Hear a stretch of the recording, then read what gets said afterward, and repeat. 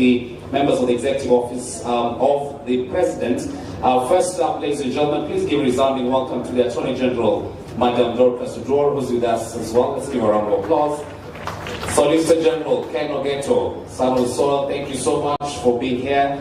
We have Cabinet Secretary, MSMEs, Dr. Wycliffe Ambetsa Oparanya, thank you so much.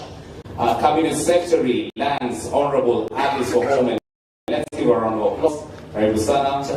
Cabinet Secretary, Treasury, John Badi, thank you for support to this conference. Let's give them a round of applause, please, as well. Allow me to give a special recognition and mention to the Governor's President, Her Excellency Gladys Wanga, who opened the show for us yesterday, Governor of Homa Bay County. Thank you very much, Madam, for being here. Your Excellency James Orengo, Governor of the great county of Siaya, thank you so much. Your Excellency Simba Rati from Kisii, Asante Sana. Your Excellency Ochilo Ayako, Governor Migori. Your Excellency Amos Yoribo, Governor Nyamira. Your Excellency Ken Lusaka Bungoma. Your Excellency Paul Otroma from Busia. Let's give the governors a resounding welcome as well, together with your deputy governors and of course the county executive teams present, and also the larger Lake Region Economic Bloc teams. The Principal Secretary is present. Please allow me to introduce and welcome Principal Secretary Alfred Kogundo, Trade. We also have PS Joseph Mutari, Social Protection, PS Eston Moria, TVET, PS Bessie Njagi, Blue Economy, she was with us yesterday as well, Patrick Levy, Cooperatives, PS Juma Mukwana Industry, PS Abubakar Investment, PS Joel from Public Works, and of course, Solicitor General Shadrach Mose. Thank you very much. Ladies and gentlemen, and I'll hand over to my colleague, the message continue. Asante sana, makofi mazuri kwa kakangu. Asante, nimefahamishwa kuna hatia kidogo ulimi umemteleza mahali, samahani Solicitor General for that. Kwa sasa Mheshimiwa Naibu wa Rais tayari ameungana nasi, tukiangalia katika runinga zetu ako katika shughuli ya upanzi wa mti, angalau kuacha kumbukizi za shughuli ya siku ya leo. Kwa hivyo tuwe tayari kabisa, wanakayamba Afrika, tukiwapa nafasi hii kutupa wimbo wa kuwakaribisha wageni wetu. Kindly Kayamba Afrika. Jambo bwana.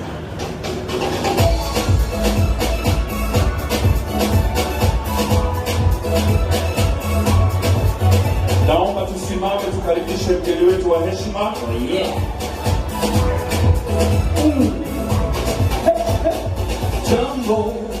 Jambo bwana, habari gani? Nzuri sana. Makofi mazuri, tutayarishe kumkaribisha mgeni wetu wa heshima. Hakuna matata. Karibu tena sana Mheshimiwa Naibu wa Rais. Habari gani? Nzuri sana. Wageni wakaribishwa Kisumu yetu. Hakuna matata. Nchi nzuri. Hakuna matata. Nyanza yapendeza. Hakuna matata. Mkubwa na mdogo. Hakuna matata. Wote wakaribishwa. Hakuna matata. Nyanza yetu. Hakuna matata. Tunaweza endelea kuburudika kwa kusimama kwa heshima tafadhali. Tunaweza endelea kuburudika na muziki tukiendelea kusubiri mgeni wetu wa heshima kusimama. Africa, oh Africa, oh liberté. Africa, oh Africa, oh liberté. Jambo bwana, habari gani? Nzuri sana. Wageni wakaribishwa Nyanza yetu. Hakuna matata.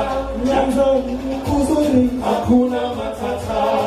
Ziwa la Victoria. Hakuna matata. Kisumu City. Hakuna matata. Kayamba Afrika. Hakuna matata. Jambo bwana, habari gani? Nzuri sana. Wageni wakaribishwa Kisumu yetu. Hakuna matata. Mombasa kuna raha. Hakuna matata. Na Nyanza yapendeza. Hakuna Afrika hakuna matata. Asante sana wanakayamba Afrika, kazi nzuri. Tunaendelea kujitayarisha kumkaribisha mgeni wetu wa heshima, na bila kuchoka tafadhali tupakulie kibao kingine. Mwana wapi?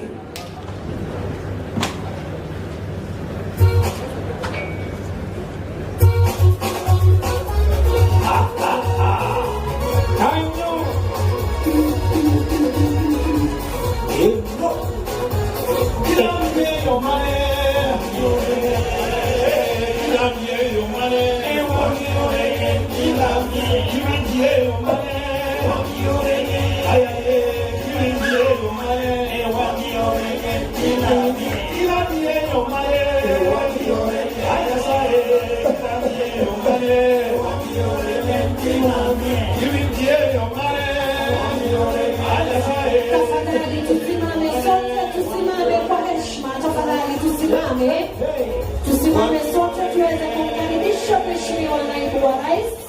Kindly let's be standing. Wapi makofi? Tusimame tafadhali kwa heshima. Asanteni sana. Karibu tena sana Mheshimiwa Naibu wa Rais. Karibu tena sana Mheshimiwa Naibu wa Rais katika ufunguzi wa kongamano hili la kwanza katika karibu tena sana Mheshimiwa Naibu wa Rais. Tafadhali tusimame sote, makofi mazuri kwa kumkaribisha Mheshimiwa Naibu wa Rais. Karibu tena sana Mheshimiwa Naibu wa Rais katika ufunguzi wa kongamano hili la kwanza katika mkoa wa Nyanza. Karibu tena sana Mheshimiwa Naibu wa Rais. Karibu tena sana Mheshimiwa Naibu wa Rais. Tuendelee Kayamba Afrika. Asante na karibu tena sana Mheshimiwa Naibu wa Rais pamoja na viongozi wengine wote ambao mumeandamana pamoja naye.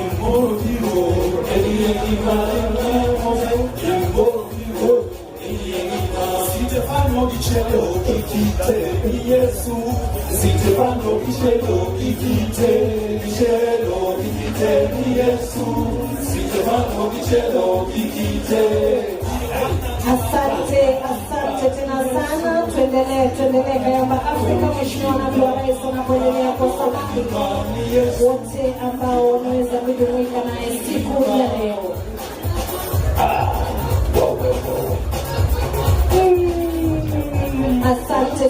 Asante Kayamba Afrika.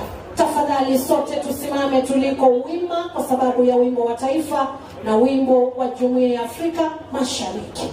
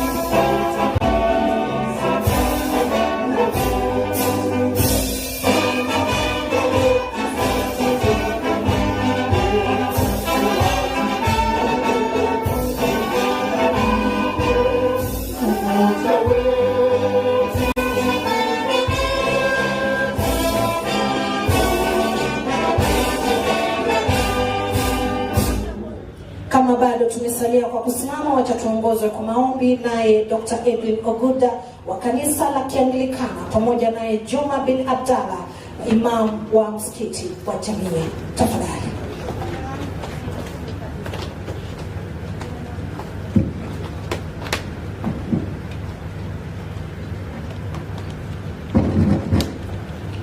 Thank you. Shall we believe and pray?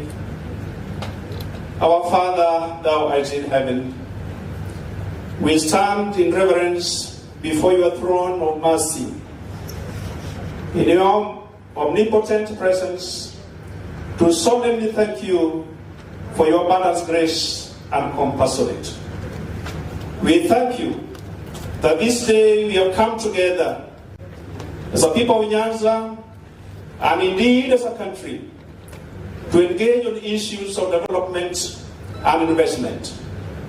We thank you because amidst us, O Lord, you have brought our chief guests, your servant, the Deputy President of the Republic of Kenya, His Excellency Professor Ram Kithure Kindiki, whom you have granted journey mercies, together with all our distinguished guests from national and county governments, our cabinet secretaries, our permanent secretaries, our governors, members of parliament from this region, our vice chancellors and professionals, the investors and members of the business community, our delegates and exhibitors participating in this great conference, including our two patrons, Honorable Owalo and CS Onugamba, and the organizers of this conference, that, oh Lord, we uplift all of them before the throne of grace. As the Bible says, oh Lord, that when we come together, we can discuss on issues, not only about religious issues, but also development. May you bless this beautiful region. May you bless the human resource and the natural resources that we have. Our farmers in the sugar industry, our tea farmers, our rice farmers, our coffee farmers, indeed our fishermen who are fishing along the lake, and our business community. We pray that those in the transport sector, including the Mamambogas and Roboda riders, we pray that, our Lord, you may grant us thy grace, particularly this day. Our glorious Father, renew our burden, sacrifice, commitment, and patriotism to this wonderful country. That despite the many challenges that we have, that once again we shall rise together as leaders in this country, that we shall indeed commit ourselves to the service of the people, that in whichever position that we are, indeed you are blessing us. Oh, gracious Lord, Father, accept my supplications and petitions through you, our Lord Savior, Jesus Christ. Amen.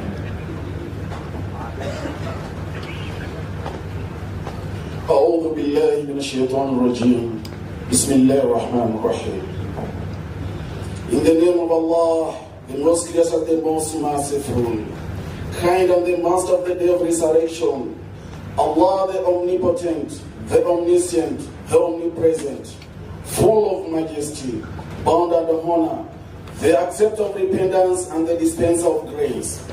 May peace and blessing of Allah be upon the noblest of all mankind, the seal of the Prophet and the messenger, Prophet Muhammad, peace be upon him, sallallahu alayhi wasallam. O Lord of majesty and generosity, as we open this important event today, enlighten what is dark in us, strengthen what is weak in us, mend what is broken in us, heal what is sick in us, strengthen what is crooked in us, and revive whatever peace and love has laid in us. O Allah, you are the provider and sustainer of all creations. Strengthen our economy.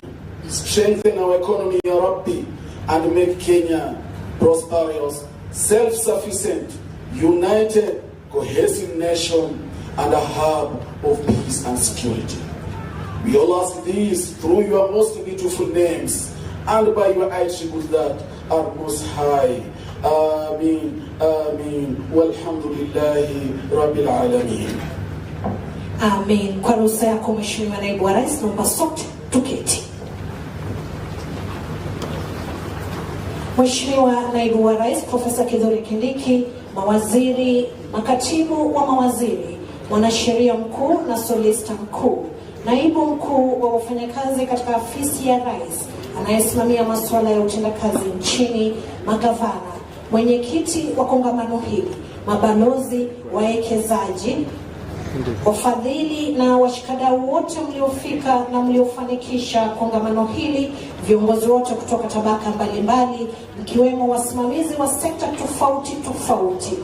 Tunawakaribisha katika ufunguzi rasmi wa kongamano hili. Mabibi na mabwana, kwa ruhusa yako Mheshimiwa Naibu wa Rais, nikubalie kwa kipindi kifupi mno nikukaribishe katika burudani tutakalopakuliwa na wanakayamba Afrika kwa wimbo Daima. Karibu uburudike Mheshimiwa Naibu wa Rais.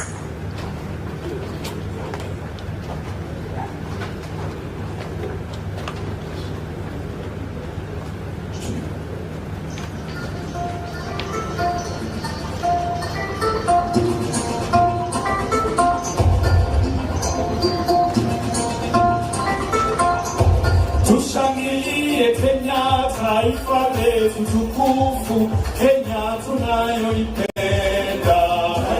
Tushangilie Kenya, taifa letu tukufu, Kenya tunayoipenda. Kenya yetu tunayoipenda. Twajivunia sana tukijiita wa Kenya, nchi yenye baraka. Twajivunia sana tukijiita wa Kenya, nchi yenye baraka. Kenya nchi yenye baraka. Kenya makao yetu ni nchi ya usalama, kamwe hatutaiacha. Kenya makao yetu ni nchi ya usalama, kamwe hatutaiacha.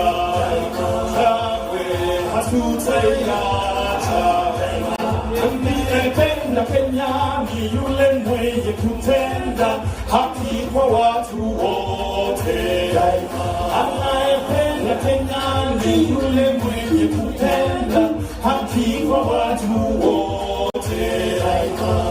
Haki kwa watu wote. Ukipenda Kenya ujitenge na mambo yenye kuvunja amani. Ukipenda Kenya, tunaomba tafadhali Mheshimiwa Makamu wa Rais tusimame kusherehekea nchi yetu sisi wote.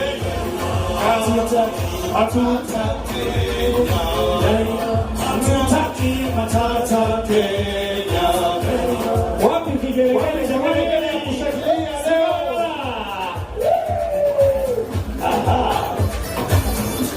Tuimbe pamoja.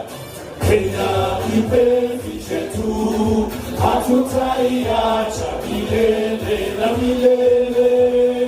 Kenya kipenzi chetu, hatutaiacha milele na milele. Kenya kipenzi chetu, nchi yenye upendo, hatutaiacha. Asante, asante. Makofi mazuri kwa wanakayamba Afrika. Asante sana, asante sana. Asante, asante tena sana. Asante, naomba sote tuketi. Najua nimekatiza utamu, lakini kwa sababu ya muda, Mheshimiwa Naibu wa Rais, nikubalie nimwalike mwenyekiti wa kongamano hili Bwana Geoff Olende aweze kukukaribisha rasmi na kutuongoza katika ratiba ambayo inafuatia. Kindly sir, karibu sana. Studio, tupe kibao kidogo.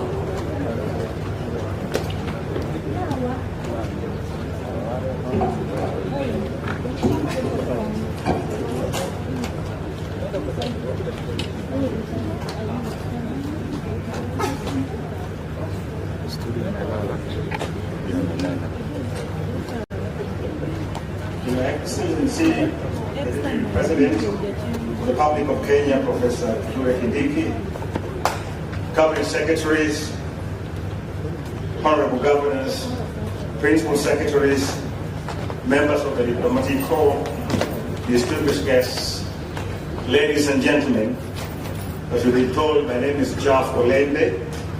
I chaired the organizing committee that put this conference together.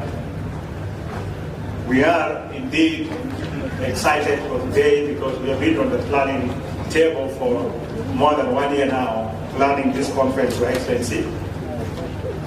And the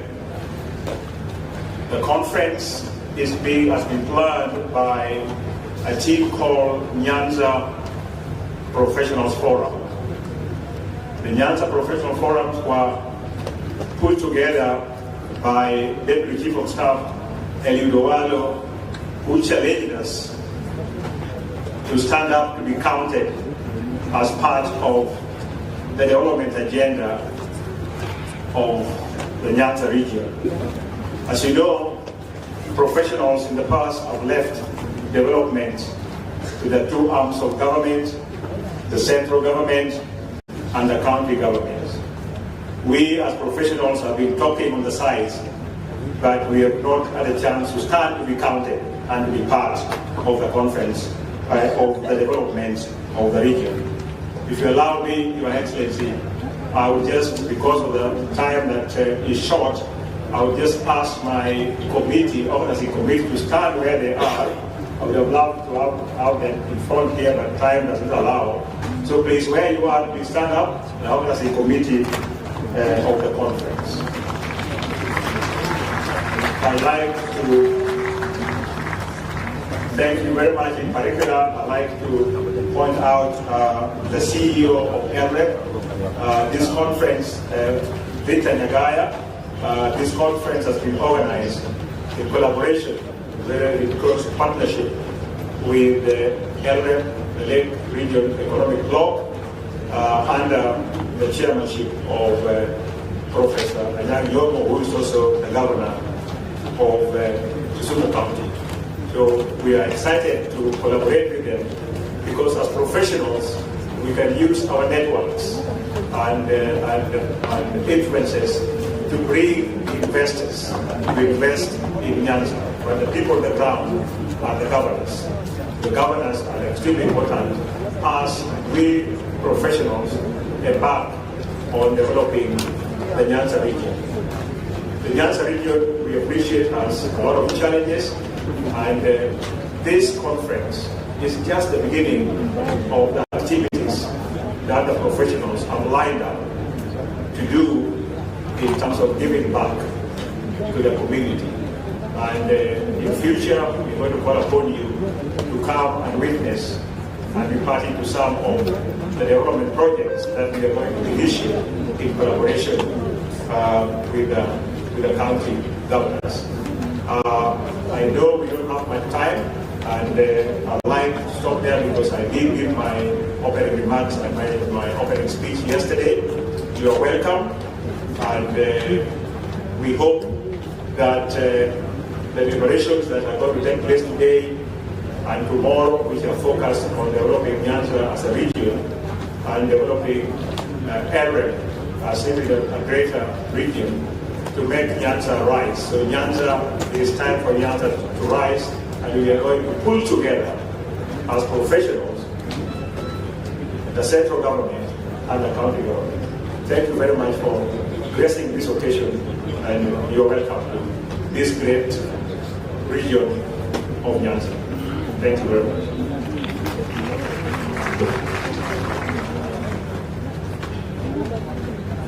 Allow me, Your Excellency, to invite our patron who put us together to think of giving back to the community, the Deputy Chief of Staff, Mr. Eliudowalo.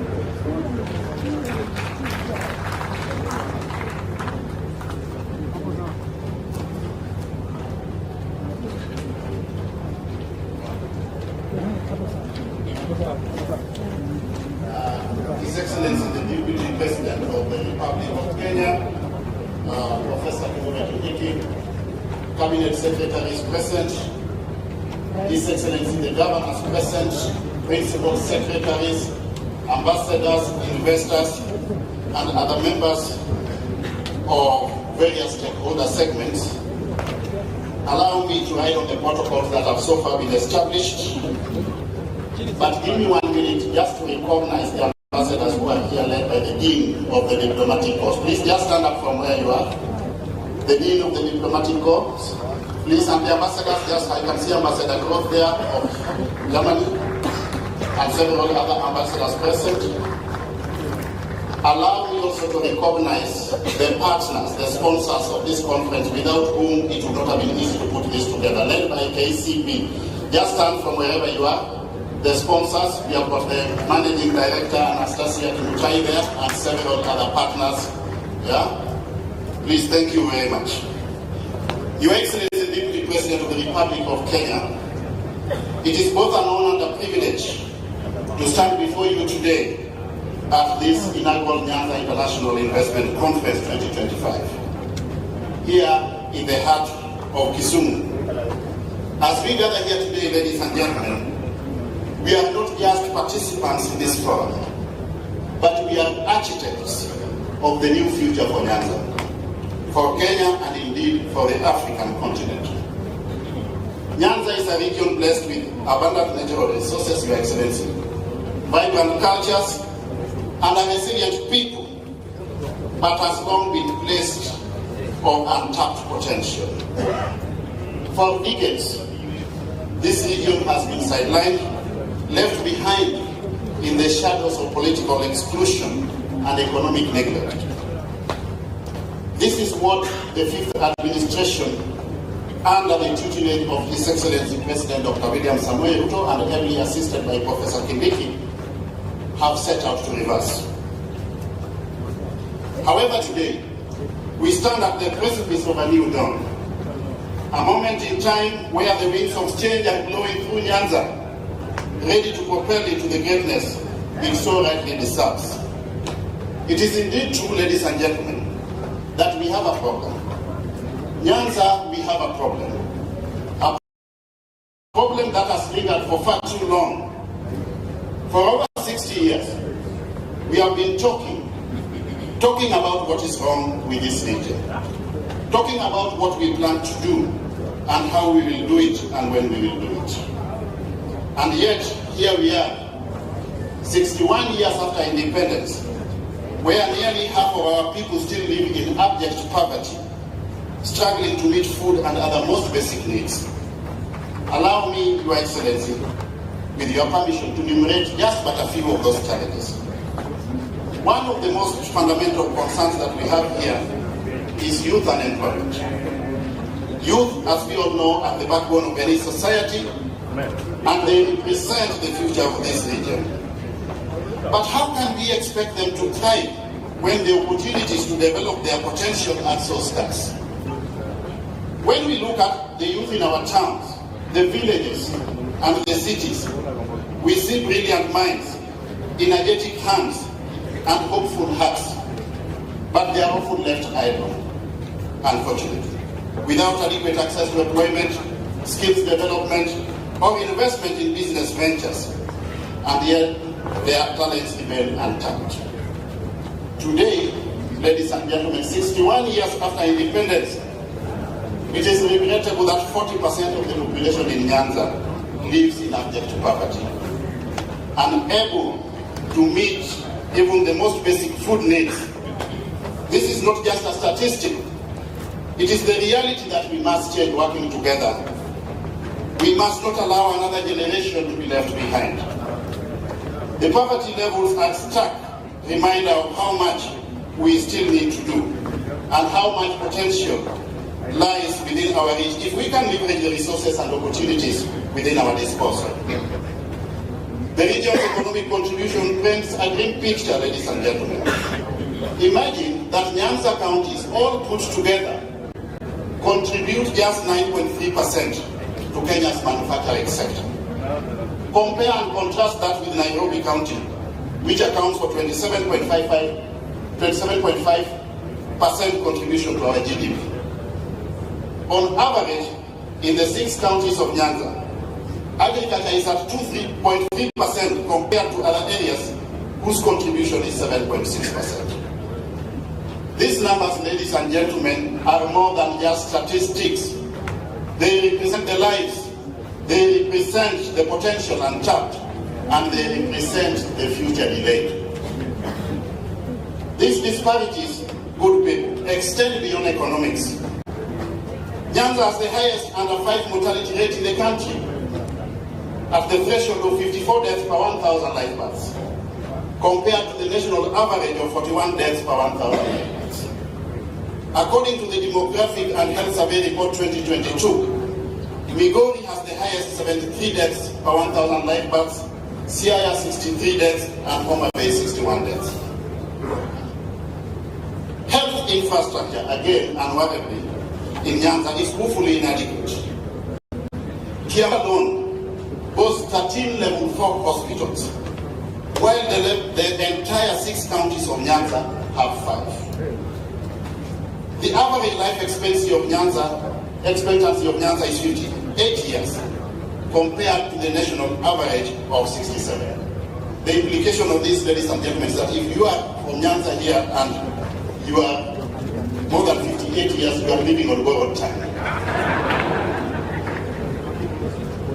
These are statistics from the Kenya National Bureau of Statistics. Water access is another glaring challenge. While 22.7% of households in Nairobi have piped water to the main house, in Nyamira and Kisii, it is a mere 0.9% and 1.01% respectively. These are not just figures on a report. They are the daily struggles of our people. And yet we have the Victoria, Africa's largest lake and the world's second largest freshwater lake. It remains an underutilized resource that will revolutionize the region's economy. How I wish we join hands so that we can attain full capacity utilization or optimal capacity utilization of Lake Victoria. The lake should be a lifeline. It should be an engine for economic growth. It should be our pride. With 14 million people in the Lake Region economic bloc dependent on the lake for their livelihoods, Your Excellency, we cannot afford to continue this disservice to ourselves. The recurring floods of Kano Plains and Nyanza and the unfortunate fatalities caused by hippos in the lake cannot be the legacy of such a powerful natural resource. This must end, and it must end now. Lake Victoria is the gateway to the East African community and the larger Great Lakes region with a market of over 100 million people. This, Your Excellency, presents a business opportunity in inter-county and inter-country logistics and trade. Spanning the 3 East African countries, it offers opportunities for lake transport to move commodities like oil and agricultural produce right from here within Nyanza to the entire East African region. By encouraging inter-regional trade and enhancing connectivity between counties and neighboring countries, we will open new markets, enhance supply chains, and facilitate the exchange of both goods and services. Creating favorable policies and trade partnerships will build stronger economic ties in the East African region. The vast resources of Lake Victoria present immense opportunities for the fish processing sector. By modernizing processing plants, improving quality control, and expanding value-added products, the region can tap into global markets, thereby contributing to both economic growth and sustainable development. The Lake Victoria Ring Road, which has been in sight for quite a long time, would be a transformative infrastructure project for this region, Your Excellency. It will boost tourism, it will boost regional trade, it will facilitate interconnectivity and access between the counties of Nyanza and beyond. It will serve as a critical economic actor, facilitating faster transportation and opening up trade corridors across the entire East African region. It is something that we need to pursue to a logical conclusion. The other glaring example is the Nyanza tourism circuit, which is part and parcel of the wider Western tourism circuit, Your Excellency. It offers a rich tapestry of cultural, historical, and natural attractions. This circuit, Your Excellency, encompasses several counties, including Kisumu, Homa Bay, Siaya, Migori, Kisii, Nyamira, each contributing unique experiences for travelers. Some of the key attractions within the circuit are the Kisumu Museum, the Impala Sanctuary, Hippo Point, the Tabaka Soapstone Caverns, the Kisii Highlands, the Kitmikai, Nyamira Tea Zones, Ekenyoro Cultural Sites, and Rumba National Park, just to mention but a few. The Ministry of Tourism, Your Excellency, you are aware, has put in place plans to facilitate the integration of this circuit with major tourist destinations such as the Masai Mara. And this is a step in the right direction, being spearheaded by the fifth administration under the leadership of President Ruto. For decades, our fate has been dictated by the politics of the day in this region. Our fortunes have risen and fallen at the whim of political shifts and turns, innuendos, if I may call it, instead of being built on the solid foundation of economic progress driven by solid investments on the ground. But let me say here today, our story does not have to continue like this. The prosperity of Nyanza must be defined by economics, not only politics. Whereas the national policy narrative has been that resources follow functions, unfortunately, here in Nyanza, the reality has previously been that resources follow voting patterns. This may be our past, but it cannot be our future. The people of Nyanza deserve better.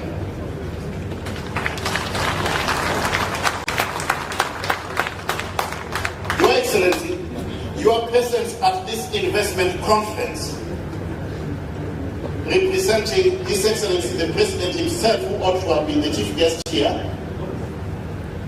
but seconded you to represent him at this conference due to other extraneous factors which interfered with his schedule, is a clear testimony that this fifth administration wants to shift the paradigm to a new era of inclusivity and a new narrative where resources are determined by investments. It is possible because Nyanza has produced great minds. We have engineers, we have got doctors, surveyors, artists, lawyers, architects, and countless other professionals. Yet this region is still trapped in a cycle of poverty. In fact, we have been boasting that you don't need to throw a stone when you are in Nyanza because you run the risk of hitting the head of a professor.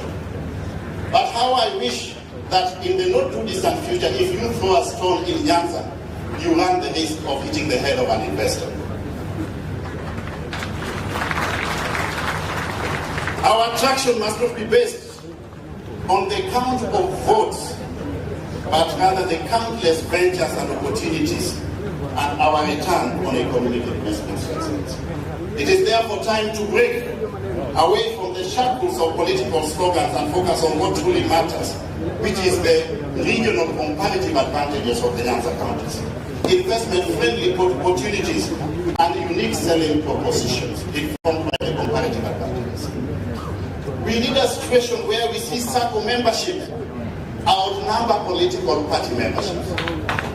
That is when Nyanza will be in business.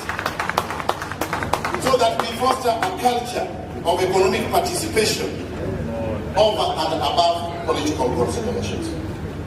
Consider the Kuria region, for example, which boasts immense agricultural potential, driven by fertile soils, abundant rainfall, and a highly enterprising population. This, Your Excellency, is one of Kenya's leading producers of sweet potatoes.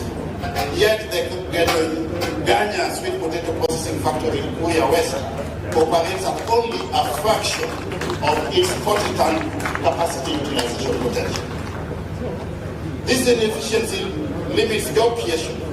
It reduces farmers' incomes and allows middlemen to exploit local producers.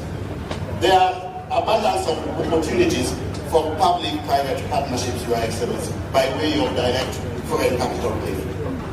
Again, another case in point is the livestock sector. Kuria is renowned for high-quality cows, yet the Karamu abattoir lacks processing capacity. As a result, Your Excellency, hides are sold cheaply to middlemen. Imagine somebody buying a cow skin at 50 shillings. The same cow skin is processed and exported to Italy, and they utilize it to make 3 pairs of Bali shoes and come back to sell it to us at a whopping 50,000 per pair of shoes. It cannot continue like this. This region, Your Excellency, is also a producer of high-quality coffee.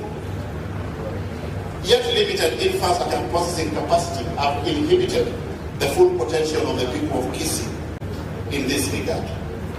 The sugar sector is a case well in point, once a cornerstone of regional economic growth, but is poised for powerful resurgence, hopefully, with the recent enactment of the Sugar Act 2024. The government, I'm aware, and we are aware, that has got plans of bringing in private sector investors to lease those sugar factories so that they can attain optimal capacity utilization levels for the benefit of the farmers and the wider citizenry. For Nyanza, this will be a game changer, Your Excellency, because it will enhance agricultural output, create thousands of jobs, and boost smallholder farmers' incomes. We have a wealth of untapped natural resources, and one of the greatest assets lies in soapstone mining in Tabaka within Kisii County. Known for its unique aesthetic appeal and its potential for use in a variety of industries, from sculptures to construction materials, the soapstone from Kisii is a natural treasure that we need to explore. We also have the largest rice farming belt, Your Excellency, in Ahero and Western irrigation schemes. This can be revived by modernizing the industry through the introduction of better irrigation techniques, technology, improved seeds as a means of value proposition. A survey by Egerton University's Tegemeo Institute in the recent past, Your Excellency, espoused that rural households consuming maize flour have declined to 78% in the recent past from upwards of 86%. While households consuming rice on the flip side of it has increased from 54% to 61%. Nyanza also has rich soil for cotton farming, which can support and boost the textile industry. I dream of a time when Kisumu International Airport lives up to its name, hosting flights across the globe, not just from Nairobi. These flights should carry the fruits of our labor, not human beings. The fruits of our labor, bananas, avocados, and tea from Kisii and Nyamira, fish from our lake, sugar from the sugar belt, and sweet potatoes from Korea, all destined to international markets. We have set sights, Your Excellency, on a shillings 2.1 trillion plan to extend the Standard Gauge Railway. If this comes to fruition, it will again open up the entire lake region for purposes of commerce, trade, and even mobility. Another case in point is mining, particularly at the Makalda mines in Migori County. The mines are rich in valuable minerals like gold, copper, and zinc. Yet, despite this incredible potential, they remain vastly underdeveloped. In fact, it's mind-boggling, Your Excellency, that when you visit some of the gold mining areas in Nyanza, the only evidence that you have to espouse that mining has taken place is very wide gaping holes. Yeah? There is no indicator by way of improvement in the standards of living of the owners of the parcels of land where the mining takes place. This is a trend that we must reverse. With proper investment, technology, and expertise, we can turn the Makalda mines into a vibrant industry that not only drives economic growth for the region, but also enhances Kenya's global positioning in the marketplace. Koru Soin Dam, this, Your Excellency, would be a game changer. It would be a game changer because it would mitigate against the floods we have been witnessing in Kano. It would augment the efforts of the Sondu Miriu hydroelectric power plant by way of energy. It will facilitate last mile connectivity of water to our homes, and during dry spells, it will also facilitate irrigation for our crops. It is a project that we need to pursue for a logical conclusion. Another one is the Makwakwa Purpose Dam in Nyamira. This dam is designed to support a 13,000 hectare irrigation scheme, benefiting the counties of Nyamira, Kisumu, Vihiga, Kericho, Bomet, and Homa Bay. In equal measure, we need to pursue this dam for a logical conclusion. I'm aware that the Basin Development Authority has been pursuing certain partnerships. The national government, of course, equally needs to come in and see what needs to be done, including but not limited to public-private partnerships. That dam represents a significant infrastructure in Kenya, and it will bolster both energy production and agricultural productivity in the region. I want there, as I summarize, to call all of us to action, ladies and gentlemen. The time to act is now. The challenges are real, but the opportunities are endless. Nyanza's growth and prosperity are within our reach, but it requires bold action, investment, and collaboration. And that's why we are reaching out to all stakeholders, including but not limited to private sector investors. I stand before you here today to call on all stakeholders, the national government, the county government, investors, the diaspora, professionals, development partners, name it, to join hands with us as a people of Nyanza and transform Nyanza into an economic powerhouse. This transformation, Your Excellency, will require investment in infrastructure, especially in the transportation and energy sectors. It will require skills development programs for our youth to prepare them for the job market of tomorrow. Public-private partnerships allow foster collaboration between government, the private sector, and international donors, and support for local entrepreneurs in sectors such as agriculture, mining, and manufacturing. The promise of this region is immense, and it is within our power to realize it. The time for talking is over. Now is the time for action. Together we can unlock the potential of Nyanza and transform it into a thriving, prosperous region that contributes meaningfully to the economy of Kenya. With vision, determination, and strategic partnerships, we can shift from an economy of dependency to an economy of innovation and sustainable self-sufficiency. But none of this is possible without your support, good people. It is you, our investors, the donors, the partners, the professionals within our midst here, who hold the key to unlocking Nyanza's full potential. We cannot leave everything in the hands of the national and county governments. We must come in as agents of necessity to also augment their efforts. This conference, therefore, Your Excellency, is not just a gathering of ideas. In my view, and well-considered opinion, it is a birthplace of action. What we do today together will shape the future of generations to come. The investments that we make, the partnership that we form, will not only yield financial returns, but they will also be a testimony of our belief in the people of Nyanza and the boundless opportunities in this region, and for the greater good of Kenya as a whole. We are not waiting for change. We are creating that change ourselves. We are investing Nyanza's potential, breaking free from the chains of our past and reaching for the stars in the future. We, the people of Nyanza, are asking you all to work with us. In return, I promise one thing, that your investment will not just be measured by profits alone. It will be measured in the stories of young entrepreneurs, of farmers whose lives are transformed, of communities empowered, of infrastructure that drives growth, and of a region that rises to meet the challenges and opportunities of the 21st century. And I see a future, Your Excellency, where no young child in Nyanza struggles to survive childhood. This is our opportunity. The challenges are clear, but so are opportunities. We have the resources, we have the people, and most importantly, we have the will to change. It's time to transform Nyanza. This will require transformational leadership, and it will require the input of all of us. The future of Nyanza starts today. The time for action is now. Yes, we can do it, and it must be done. Thank you very much.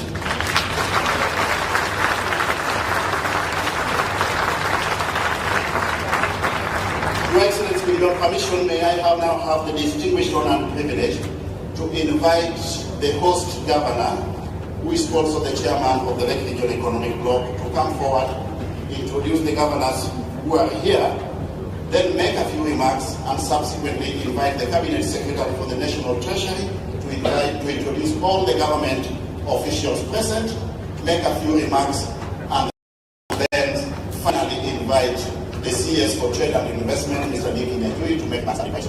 Your Excellency, to address the gathering. Thank you very much.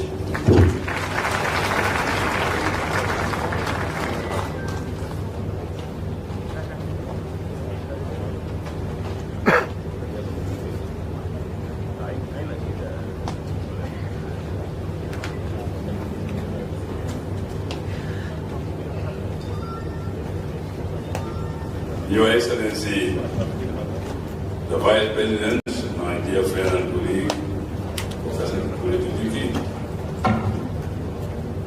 the governors, my fellow governors who are here, Governor Jim Morengo of Siaya. Jim, can you wave to the board? Governor Arati from Kisi.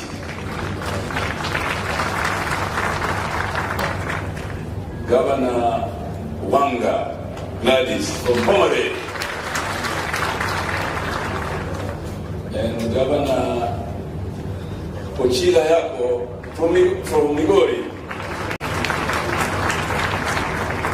Governor Ken Lusaka from Bungoma,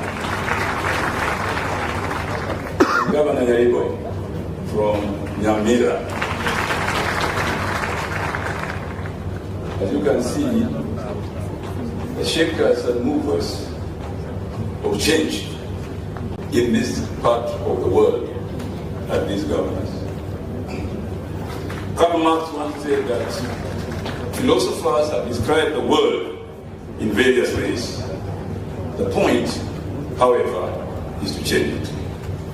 Therefore, as I welcome my colleagues, the cabinet secretaries who are here, principal secretaries present, invited guest ambassadors, and conference attendees, I am going to address you on behalf, first, of the chairman of the Council of Governors, Governor Abdullahi Obadir, who is not here today, representing the whole of the COG, and my colleague governors who are here today.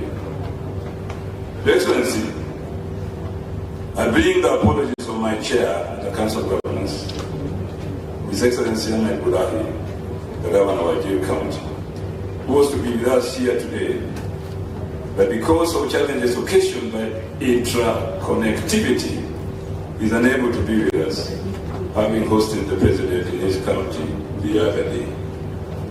Your Excellency, this brings to the fore the need to enhance the capacity of our airports to international standards so that as a country we can be properly connected. I will be sharing his thoughts with this congregation as I make my remarks on his behalf. And I will give the organizers his own speech, which he wanted to present here, but I think he should go to an annals of history that he gave a speech. I feel privileged, therefore, to address you on this important day of this great Nyanza International Investment Conference, coming just 2 months after we hosted the 4th African Sovereign Governments Network Conference here in Kisumu, in collaboration with the African Export-Import Bank, Affiliated Bank, and the United Cities and local governments of Africa, USAID of Africa, which resulted in investment deals worth $1.7 billion being signed. I am happy to report that Kisumu was not left behind and signed a $40 million financing for the construction of a pharmaceutical factory. My colleague governors from the region were here, and since then they have developed rapport and relations with the Affiliated Bank to look into investments in the Nyanza region as a whole. Very exactly, Your Excellency, because these important conferences, including this, are important for the economic growth of the region. We show Kisumu as a choice destination for international trade and investment conferencing as the headquarters of the Lake Region Economic Bloc. And we show the Lake Region Economic Bloc as an important market and investment opportunity for investors. On behalf of the county government of Kisumu and the elderly community, I would like to thank the organizers, professionals from the Lake Region for this vision and for choosing Kisumu as the host of this first conference organized by professionals. Ladies and gentlemen, I stand before you wearing 2 hats. As Governor of Kisumu, the conference that hosts, and the chairman of the Lake Region Economic Bloc.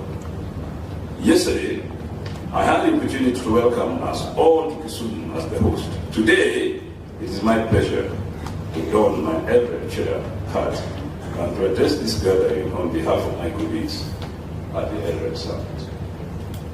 With great hope and optimism, we have all gathered in this big city of Kisumu today to redeem this region, transform its thinking, and reclaim its lost glory. Napoleon Hill, a famous American writer, in one of his great books stated thus: that which the mind of man can conceive and believe, it can be achieved. I do believe that what we have been doing here at the Lake Region Economic Bloc as governance is transform what we conceive and lead to achieve development in our region. For over 61 years, this nation, and particularly the area, Nyanza block, has conceived great ideas and economic recovery strategies to catapult this great nation to the next level. We have believed quite rightly that these ideas can only be best harnessed and realized through a cohesive and unified political and political collective leadership.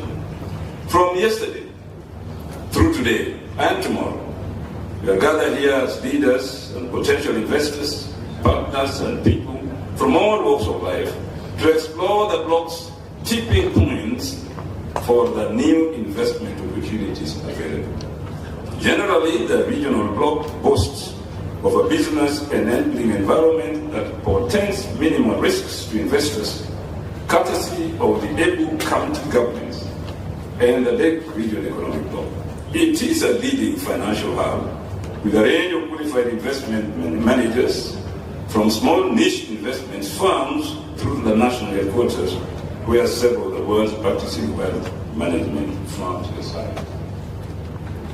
With its position in its population of 14 million people, the bloc accounts for 40% of the Kenyan population, contributing almost 50% of the Kenyan economy, forming a formidable market for investments. The overall objective of the bloc is to leverage economies of scale and share resources in order to grow the economy of the region and improve the livelihood of the people. To this end, we have policies and programs aimed at widening and enhancing cooperation among the member counties in economic and social development, such as agriculture, health, education, transport, and energy supply. It is therefore envisioned that this conference will unlock by stimulating investment growth across the counties in the Lake Region Economic Bloc, by bolstering economic independence, and by seizing the proposals and ideas that have been emerging in the county and making them a reality. The key development opportunities for the bloc lie in the currently unexploited expanse of the region's natural resources. There are very well-known gold deposits in Kakamega, Siaya, and Migori, as has been mentioned, that need to be fully harnessed for both job and wealth creation.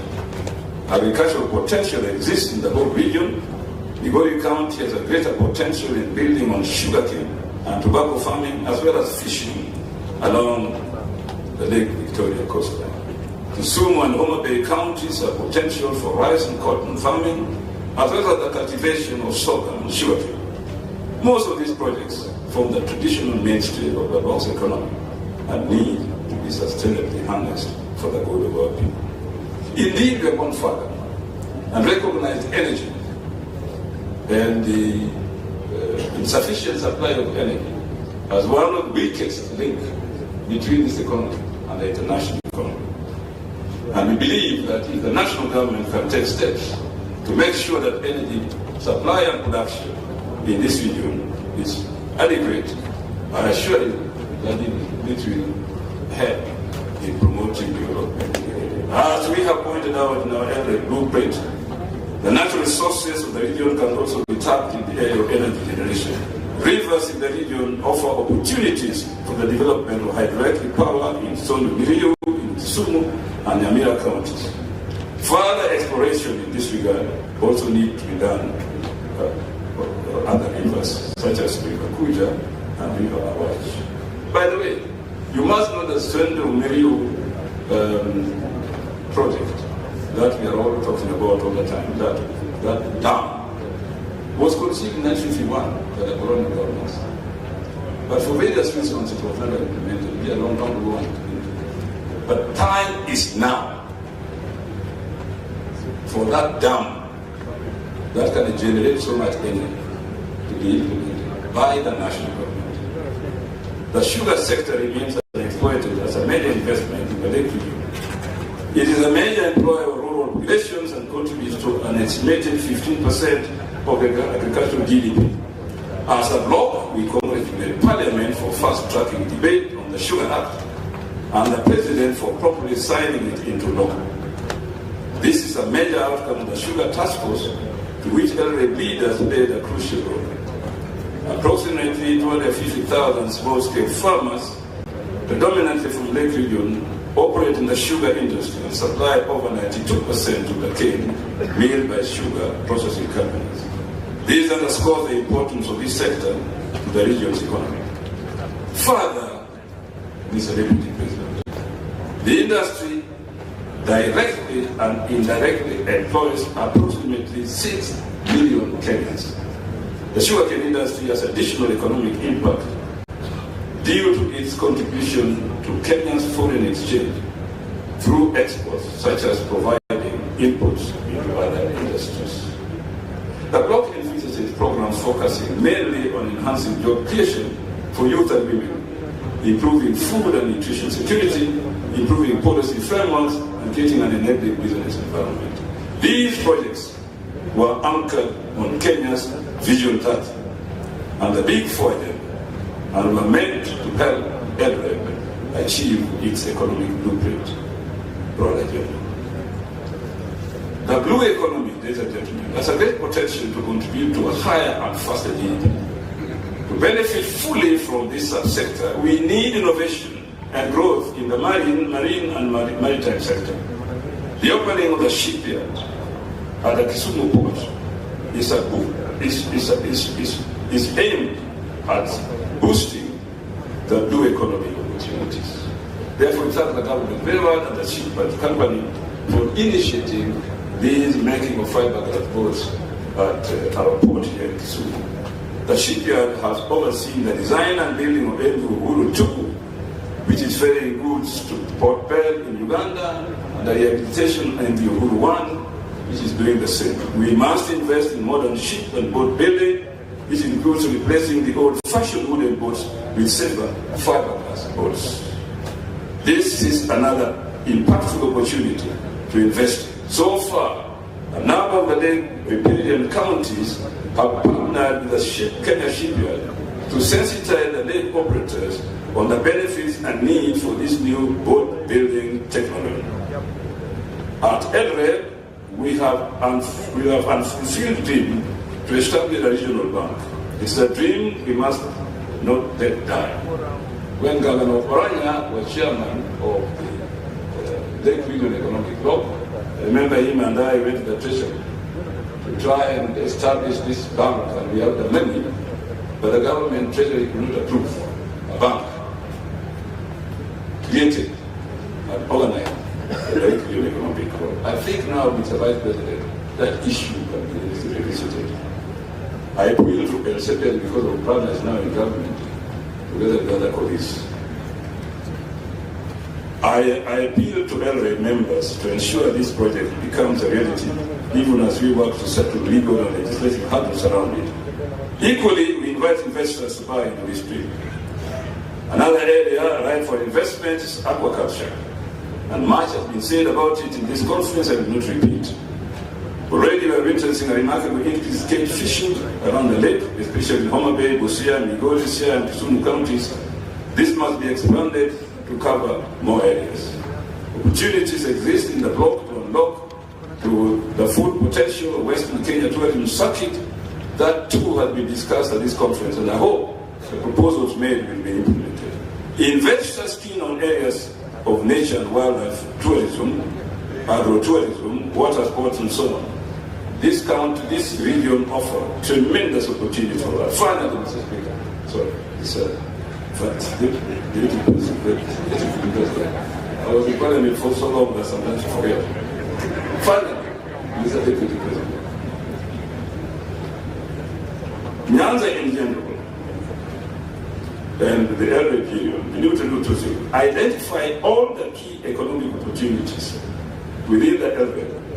For it is only through this that the bloc shall unlock sectors with greater potential and tap resources. 2, explore and come up with viable strategies for pooling resources and expertise among counties to attract investment, foster entrepreneurship, and stimulate economic development. 3, evaluate the regulatory framework and policy environment to identify areas for improvement and reforms that can facilitate investment and economic growth.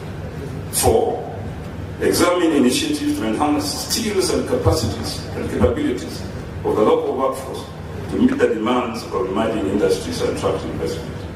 5th and finally, explore ways to attract domestic and foreign investment into the region by highlighting its unique selling point, investment incentives, and investment-friendly policies, which has been the purpose of this conference. And I thank the professionals for having initiated this discussion through the good offices of one.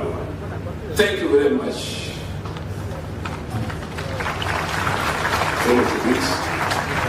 And I'd now like to invite the Minister or the Cabinet Secretary to come and invite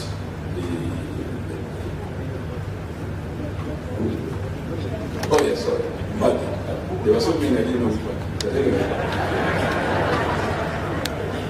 My colleague Mbadi, we were in Parliament together, I came for him. You know, I was saying when the professor talked of Mr. Speaker, you should understand him because he was in Parliament for 25 years. So the mind is conditioned to always addressing Mr. Speaker. Your Excellency, the Deputy President, allow me to do the following.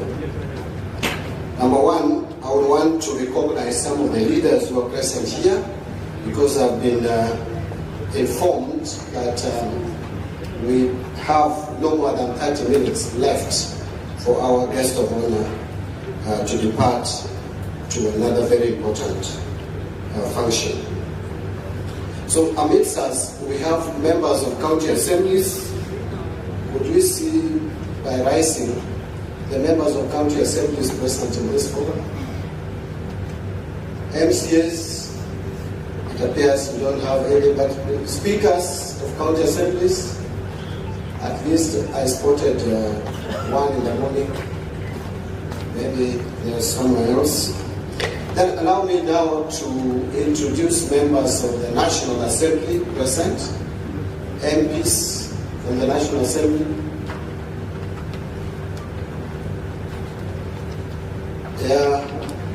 We have Honorable Kitayama, the MP for Kuria East. We have Rene Mayaka, non-limited member of Parliament. We have Honorable Nikal, James Nikal, the MP for Seme, is also the chairman of Dual. Dual is a very familiar name in this region. We have Honorable Aduma Ugul, the great MP for Nyakach. We have Honorable Nisho Diambo from Game, or Jen, depending on your accent. I think those are the members of the National Assembly. Do we have any member of the Senate? None present. Your Excellency, allow me to introduce two members of the President's Council of Economic Advisors who are present with us here. We have Professor Vincent Machuki. These are people who help in critiquing my work. The Honorable, who we were also with in the same campus, Honorable Moses Kiari Puria. Thank you very much.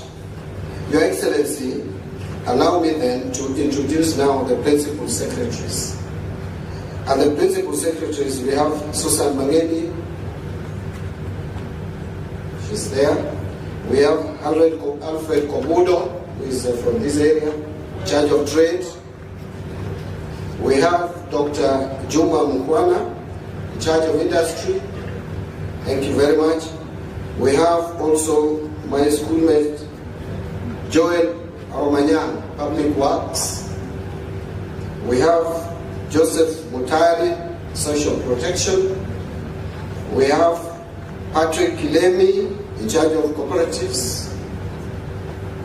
Kilemi, yeah, he has stepped out. We have Abubakar Hassan, in charge of investments.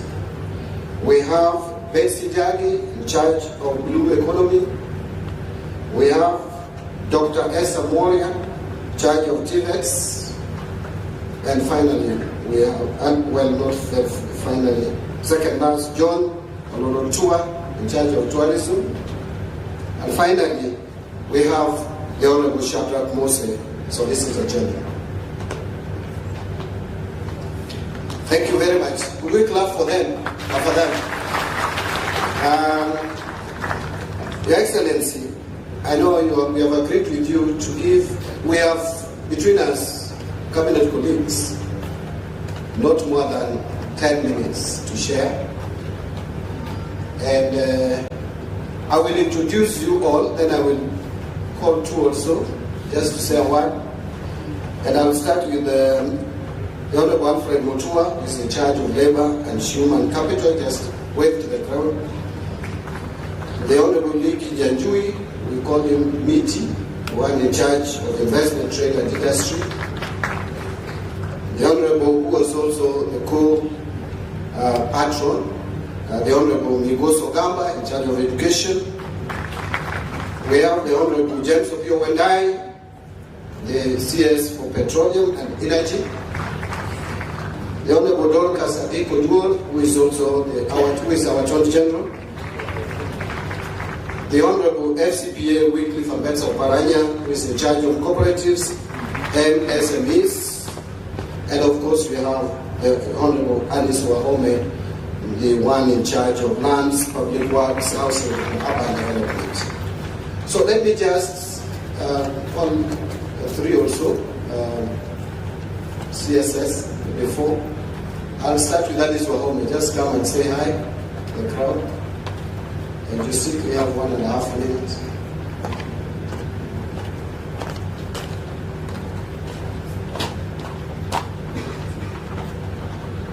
Your Excellency, the Deputy President of the Republic of Kenya, all protocols observed. Hamjambo. Good afternoon. Imagine you are quite down, there are no claps, no nothing. I have a minute. I think because I have already made my presentation in the breakaway room 1 this morning, and it will be shared with the organizers of the conference. And basically it was looking at what we have in terms of economic development here, or our projects that speak to the economic development of the region. Allow me the 3 minutes, Your Excellency, for record to say that we have Kanyakwa affordable housing project, which is 500 units costing 1 million. I will not thereafter say how much else. Then Lumumba is ongoing, 2,348 units. We have, to save time, maybe I don't go to the units. We have Ahero Interchange, Kisumu MOW, CAM. Then we have Oginga Odinga, KMTC. We have Nyando. We have, that is TVC. Nyando. We have Seme, TVC. Maseno is also going to benefit. Areva Usonga, we have AHP there. Then we have Bondo Police Line. We are working there for affordable housing. Then we have other associated projects. That is Areva Usonga, as I have said, Ukwara, we have Yara, we have Bondo. And then in Siaya, we have Ugenya, TTI, Uguja, Siaya. That is technology, Institute of Technology. We have a TTI at St. Joseph, work going on. We have University Oginga Odinga. We also have ESP markets, as you know, everywhere going on. And I confirm that even those that you have not seen coming up, mostly maybe it is just a slight delay in procurement, and we are rounding up all our procurement and will be on the ground soon. And I'm sure Governor, Her Excellency, Homa Bay Governor, is a good witness of the work we are doing. Thank you very much. You will see me often on the ground or in the ground, listening to what you are saying. I like the political environment obtaining currently. Thank you. So we should take that as an opportunity for development. Thank you very much. I thank Alice Wahome because she had a lot to tell us. Let me give another minute to Honorable James Opio Wendai.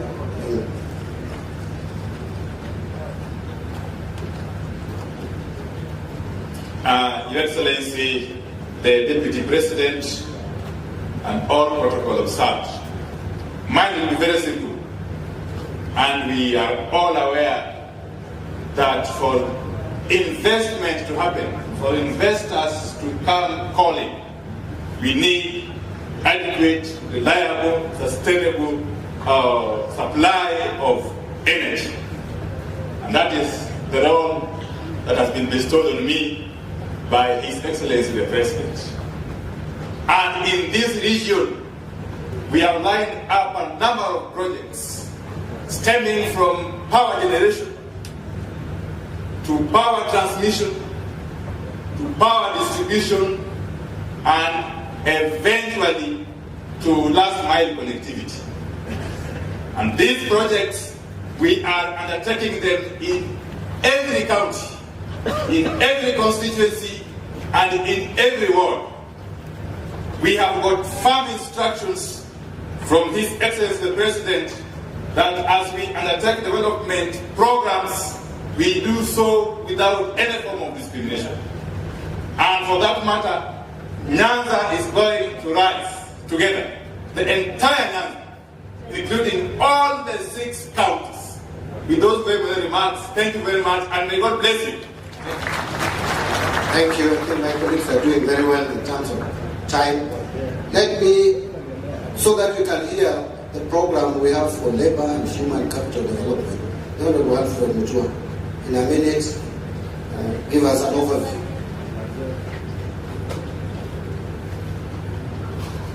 Your Excellency, Deputy President, all was observed.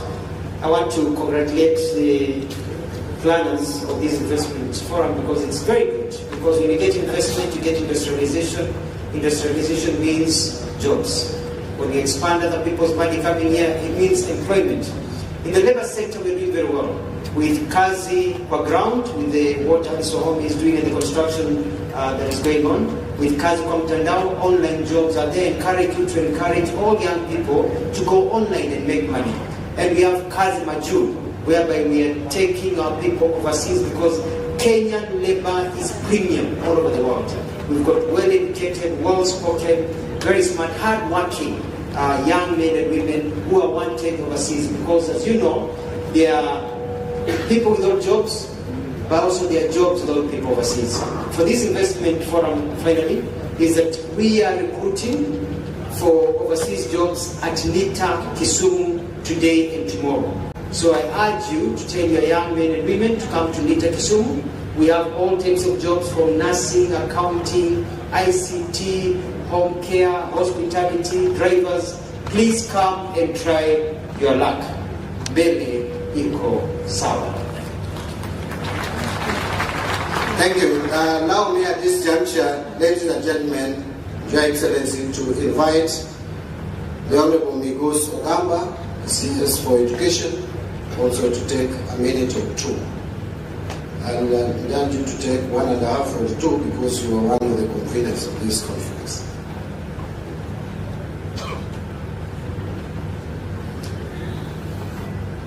Thank you, thank you.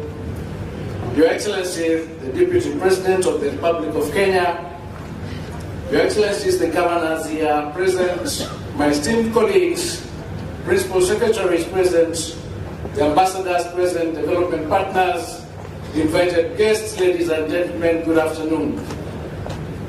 Your Excellency, it is an honor and privilege to extend a warm welcome to all of you this afternoon at this inaugural Nyanza International Investment Conference. We are deeply grateful to you for taking time off your busy schedule on matters of national importance to honor us with your presence here as we work together to unveil and explore the vast investment opportunities within this region. As co-patron, Your Excellency, I would also like to express my sincere appreciation to the professionals from Nyanza who have organized this event.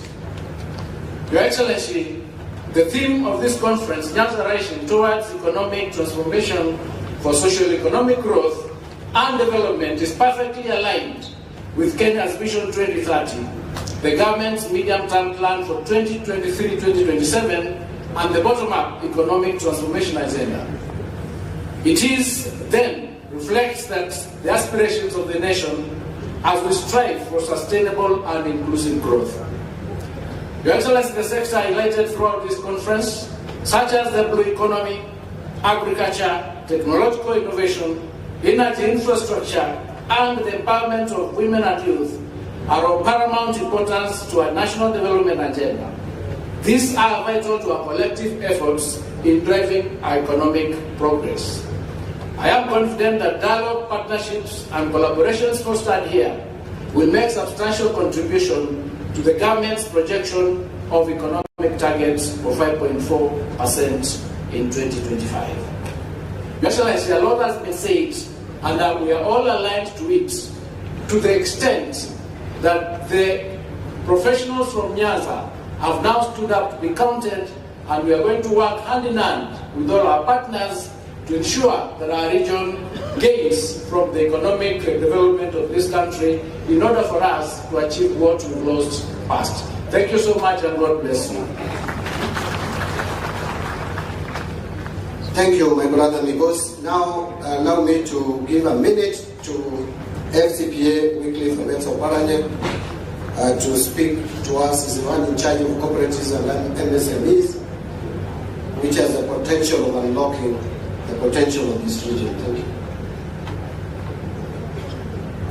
Your Excellency, Deputy President, all protocols observed, I'm not going to make a long speech because I have a day tomorrow for those who will be here. But from the experience I have, ladies and gentlemen, I have been once Minister for National Development, Planning and National Development, under the then our late President Mike Kibaki. And such a conference was organized in UK, London. Nyanza East, it was Kenya. In the land, all cabinet ministers then and the president, we were whipped. We went to London and addressed such a gathering. Most of them, of course, do not expect blacks. They were Wazungus who were there. We talked to them, we spent 1 week in London marketing Kenya. We came back and I had the responsibility with the Kenya Investment Authority to coordinate the conference. So after 3 weeks, we kept on evaluating up to 6 weeks to see how many investors had come to invest because of that particular conference. And I can tell you now, after all those efforts and the money that we spent, I have been a governor, I've been the chair of the Lake Region, the pioneer chair of the Lake Region Economic Bloc for the last 5 years before I handed over to Professor Nyanza. And we know our problems. Owalo was here, he lamented everything that we have not done. We complained about the structure of governance that we had. We devolved. Counties were established so that development is closer to the people. Where is the problem? Is devolution working? Because some of the issues that we are discussing here actually should be properly addressed by the devolved government. So the problem is within ourselves. The problem is within the leadership. When there was introduction here, how many leaders are here?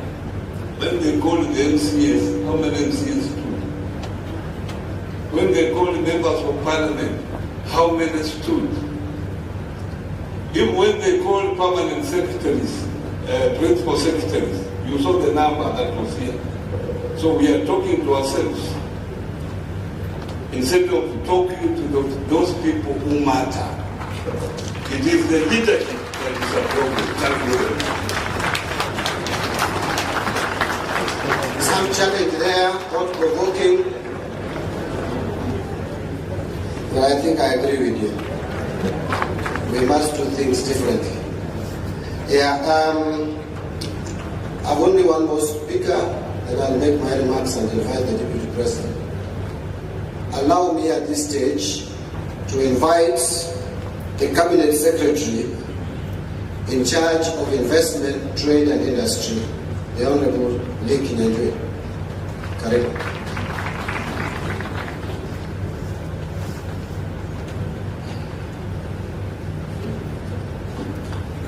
Thank you, CS. Deputy President, Professor Kithure Kindiki, governors here present, cabinet secretaries, PSAs, investors from this region, and everyone here, allow me to take this opportunity first to appreciate this conference. The outcomes of a conference are sometimes not in the number of people who come, but the decisions that are made. And in particular, we have come here to Nyanza to highlight the huge potential that exists. And I want to join my colleagues who have spoken before me to say that we have all that is needed for Nyanza to take off. If it's an airport, many counties don't even have an airstrip. You have an international one. You have a lake. You have an educated population. You have an English-speaking population. So these are huge things that we cannot overlook. And when I say English-speaking, I think it's also good to know the world is moving towards what you call business process outsourcing, where a company in Europe sets up a big center here. So if you want to call Land Rover UK, the call is picked here, and therefore things of language become important. So as custodians of the Queen's language, monetize that language, right? So in the interest of time, allow me to just make a few comments. I'm honored and delighted to be with you today during this Nyanza International Investment Conference of 2025, and hope that even in the subsequent years, we'll do a follow-up to ensure that the issues that come here will be followed through. This international event represents the growth of Nyanza as a forward-thinking region that is part of the progress we seek to have as a nation.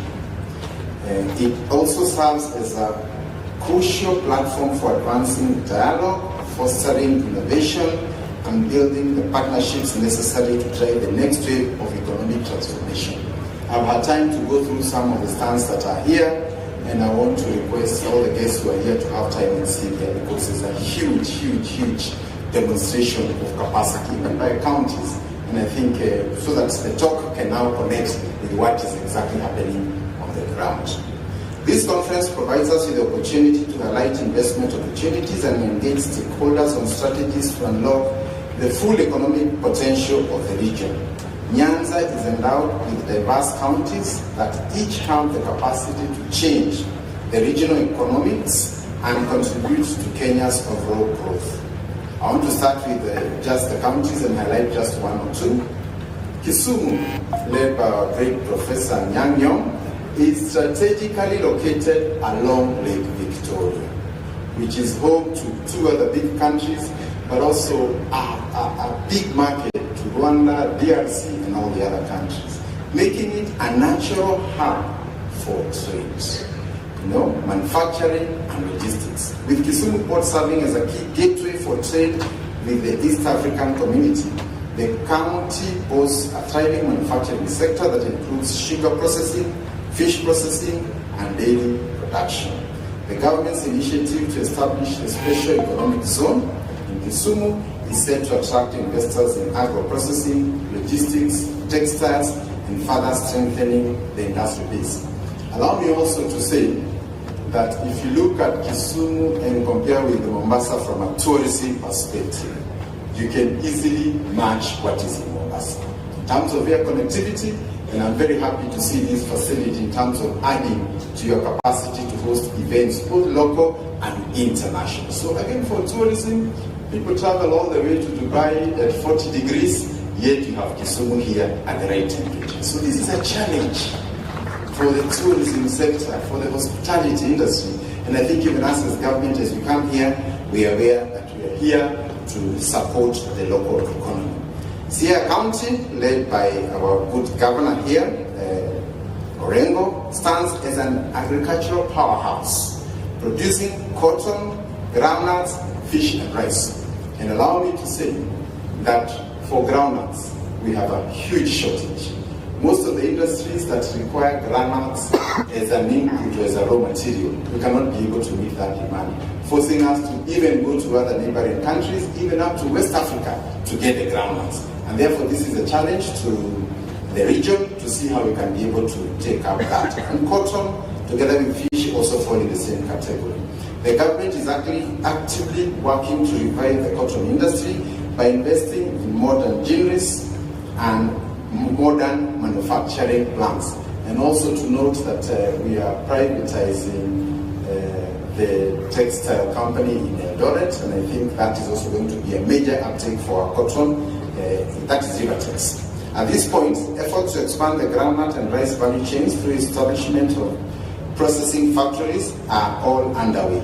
Coupled with a growing aquaculture sector, Siaya is becoming an ideal location for fish processing and cold storage facilities, and we will work together with the counties to ensure that that is done. Homa Bay plays a leading role in the blue economy, with 80% of the lake being in that particular county. So with fishing, aquaculture, and lake transport as key economic activities, the county is poised for great strides ahead. It is also emerging as a huge potential for palm oil. We import over $100 million worth of palm oil every year, yet it can be grown here. In some of the areas where it can grow very well, and tests have proven, is actually Homa Bay. So we will be working and also looking for investors, and I mentioned that here also to interest those who may have large tracts of land and we want to get into partnerships with investors so that we can get into commercial plantations for palm oil. The development is expected to reduce our dependence on imported palm oil. And working together with Treasury, one of our core mandates is to reduce imports. And we have identified palm oil as one potential area. Migori County presents a diverse economic landscape driven by agriculture, mining, and agro-processing. With a well-developed sugarcane industry that supports multiple sugar mills, Migori is also a major producer of groundnuts, which we've already said we have a shortage.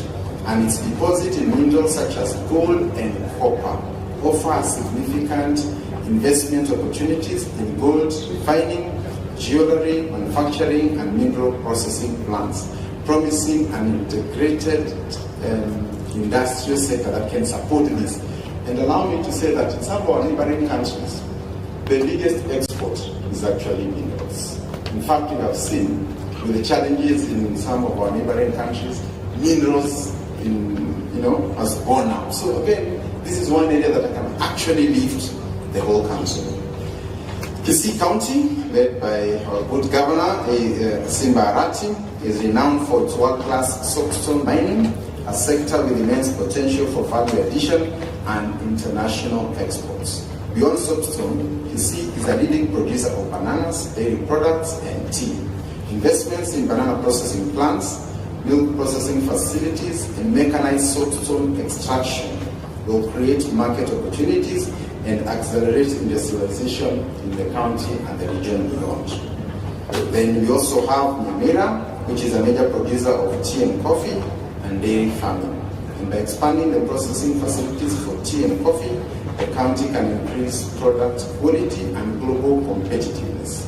Additionally, investing in modern milk cooling processes will support the Emirates' growing dairy sector and improve incomes for local farmers.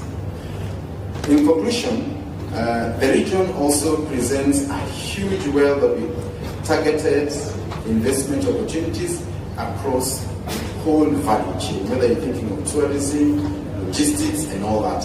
And my prayer is that the professionals who are here today, including the business people who are here, we need to mobilize capital, because once we identify these opportunities, then we need to look for vehicles that can help us to invest and create value for our people. Ladies and gentlemen, allow me to conclude by saying that the sugar industry, that is a major employer here, has had great improvements in the last 2 years. And I'm happy to say that this year we will not be importing any sugar. And we hope in the next 2 years we will not import, and instead the country can become an exporter of sugar.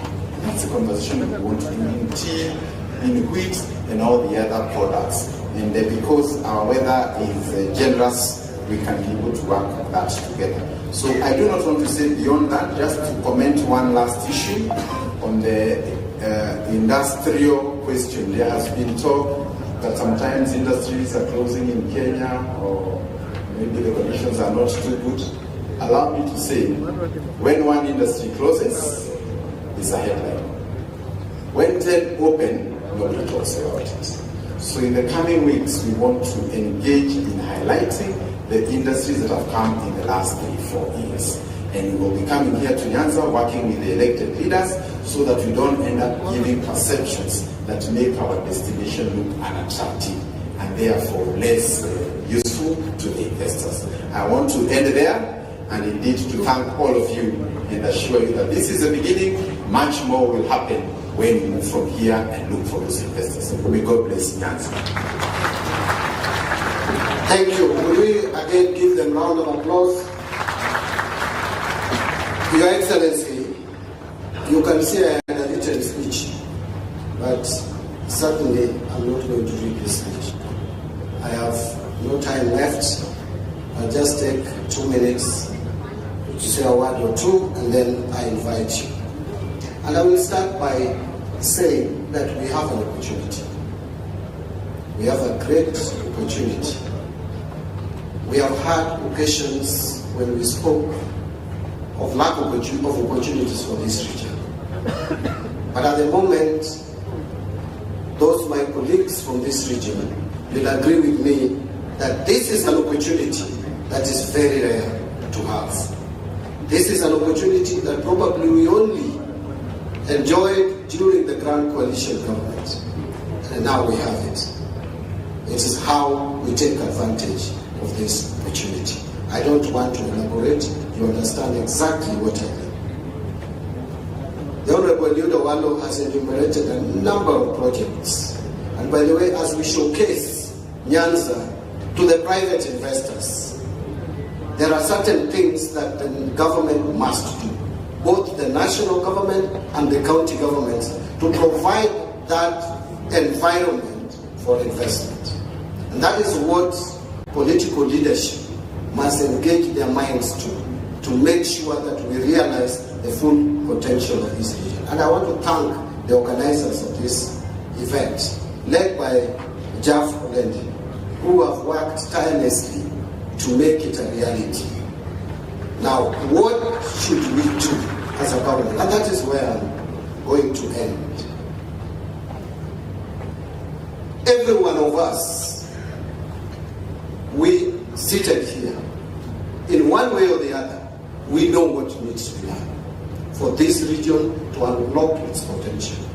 We have a number of projects that, if done, some we call regional projects, some may be county specific, but are also still beneficial to the region. I don't want to go into the details, but just allow me to pick a few, 3 or 4. If we have to unlock the full potential of this region, there are certain projects that must be done. One of them is the Lake Victoria Ring Road. That must be done to open up completely this region and interconnect it and even connect it to the region. We must also complement that with lake transport. I am happy, Your Excellency, that Kenya Shipyards Limited is already constructing a ferry. We want more ferries. That ferry will be ready most likely in June and July, procured by the national government. We want lake transport to connect Busia with Migori, Muhuru, Muturumoko. The other project is we must extend SGR from Naivasha to Kisumu and to Malaka. These are projects that we must do. The other one is Korosoina. That dam also will be a game changer, not just to Nyanza, even Rift Valley. Kericho will benefit substantially and greatly from that dam. We have talked about it for years. A time has come to actualize it. Finally, Your Excellency, if you are coming to Kisumu, should anything happen at the Ahero Bridge, you cannot access the western part of this country. And therefore, this road, which was started, the Maboleo Mugorodi Road, which has 3 contractors on the road, which has basically stalled as we speak. We are looking for money, and very soon, I think in the next 1 month or so, we'll pay those 3 contractors to resume work so that that road is constructed. I have highlighted that. I didn't want to repeat what the Honorable Wano has said, but Your Excellency, I want to just inform this conference that I have been holding meetings with the county leaderships from this former province of Nyanza. We have met with the leadership from Siaya County led by the governor. We have met with the leadership of Kisumu County led by Professor Nyanyongo, the governor. We have met with the leadership from Migori from Homa Bay led by Gladys Wanga. I have lined up meetings with Migori County next week. After that, Simbarati will come with his team, we meet, and then Jaribo from Nyamera. So that when we put together what we need to put in our budgetary provisions, because if we talk and there is no budgetary provisions for this project, it will just be a talk show. What I'm requesting, Your Excellency, is your support and the support of my cabinet colleagues as we try to balance development across the country. We should be alive to the fact that this region has faced marginalization for decades. Thank you very much. The honorable delegates, allow me now, put your hands together. If you can rise, please. We welcome His Excellency Professor Kithure Kindiki, the Deputy President of the Republic of Kenya. Thank you. Please be seated and good afternoon.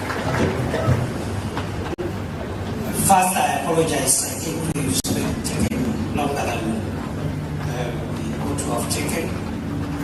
And I'll take you from what my brother CS Party has done. I will also not read a speech, because we all know what needs to be done. The problem with the developing world is we like talking to ourselves and talking all the time. We have very few people doing things. And we know what we need to do. Every speaker who comes here will just say the same things. The same things. I will share. I have given myself maximum 20 minutes, which I want to share equally with the partners. Because I thought it's also important for a forum like this for each of the governors to say something in a minute or two. But I hope they will not read speeches like the minister's aide. Yeah, because this is not the time. Every governor has an opportunity to speak for 3 hours or 2 hours every day in your county and organizing forums. So allow me just to say, therefore, now that I don't have a speech, I feel very honored to be part of this meeting. I have come here to represent President Ruto, who sends his greetings. would have wanted to come.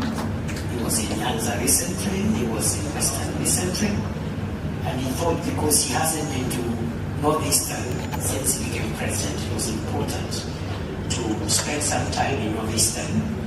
He's been there for 4 days, he's concluding today in Isiolo, and you'll allow me exactly 2 o'clock I have to leave, because again I have to see him off. He's leaving for Dar es Salaam because of the Congo issue. The EAC and the SADC is meeting today, tomorrow in Dar es Salaam.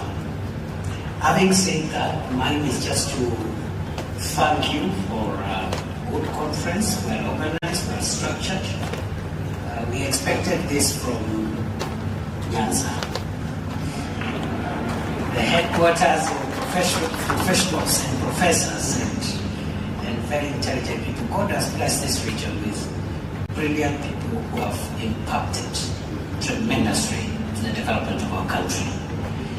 So this is a good conference. I plead with you next time, let's not blame each other, involve more leaders, members of parliament from here, the members of county assembly, and even representatives of the community.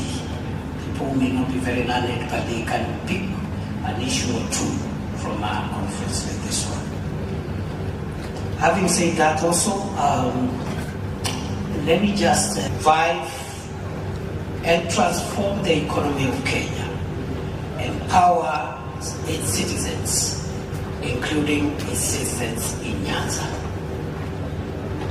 We have a manifesto with about 168 commitments, but you can aggregate all those commitments to 5 broad areas which carry the weight of our national transformation. The first one is macroeconomic stability. For the last 2 years, a lot of unseen work has been done to arrest the volatility of the indicators of macroeconomic stability. We can talk about investments, we can talk about all these sectors, but if the fundamentals of macroeconomic stability go haywire, we lose everything. Many a times, for those of us who are from Kenya Kwanza political alignment, when we speak about the last 2 years' work on macroeconomic stability, sometimes we are misunderstood as if we are casting aspersions at the previous administration. Nothing can be further from the truth than that. What affected Kenya's macroeconomic stability was mainly the pandemic of 2020-2021, which was a global pandemic. For a year and a half, we were all shut in, we were simply locked up in our houses. There was no economic activity. Businesses were shut.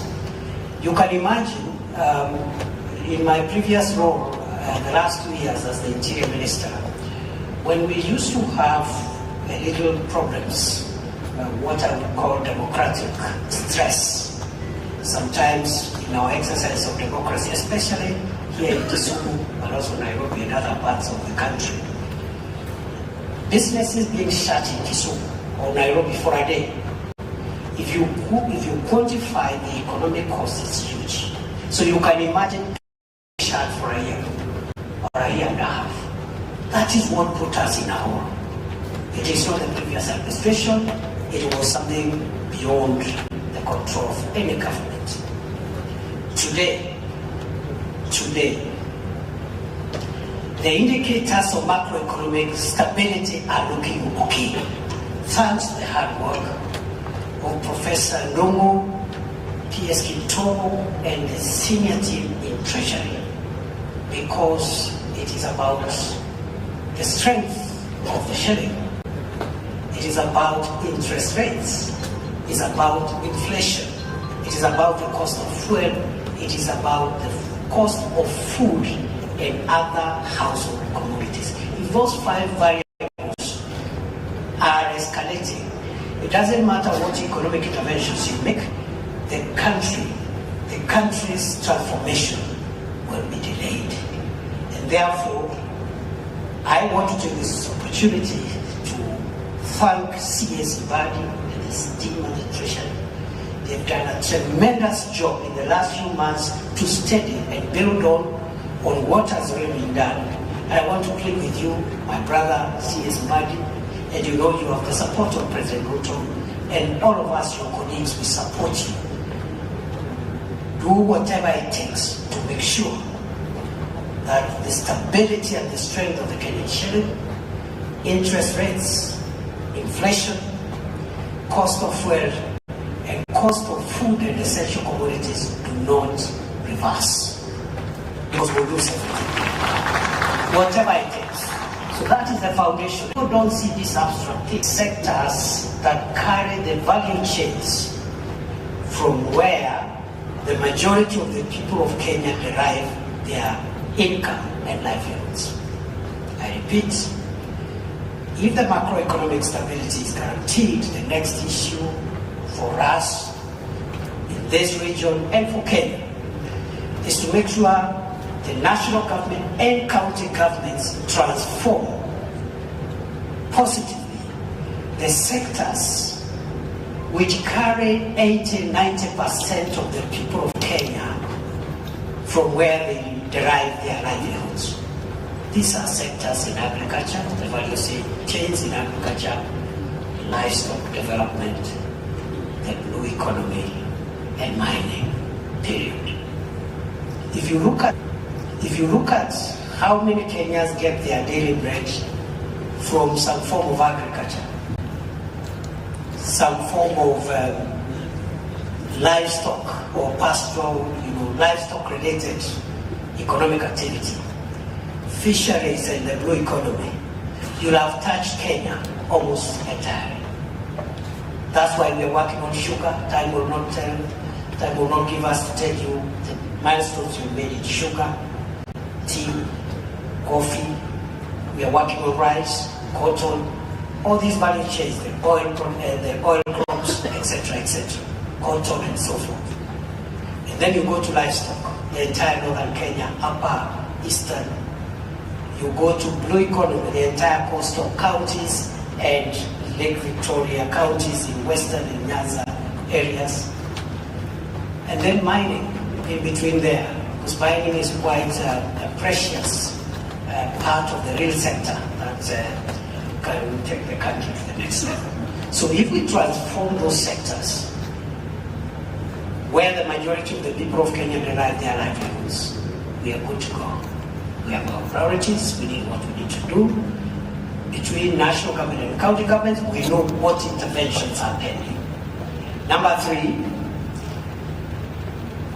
our priority in this administration is to transform and improve the support infrastructure that realizes this transformation of the sectors which I have already identified. What is the support infrastructure that helps us transform agriculture and livestock and fisheries and economy and mining? It is roads, it is electricity, you and I, it is ICT, okay? It is the infrastructure we are building to support businesses. The infrastructure we are creating to support the micro and small and medium enterprises.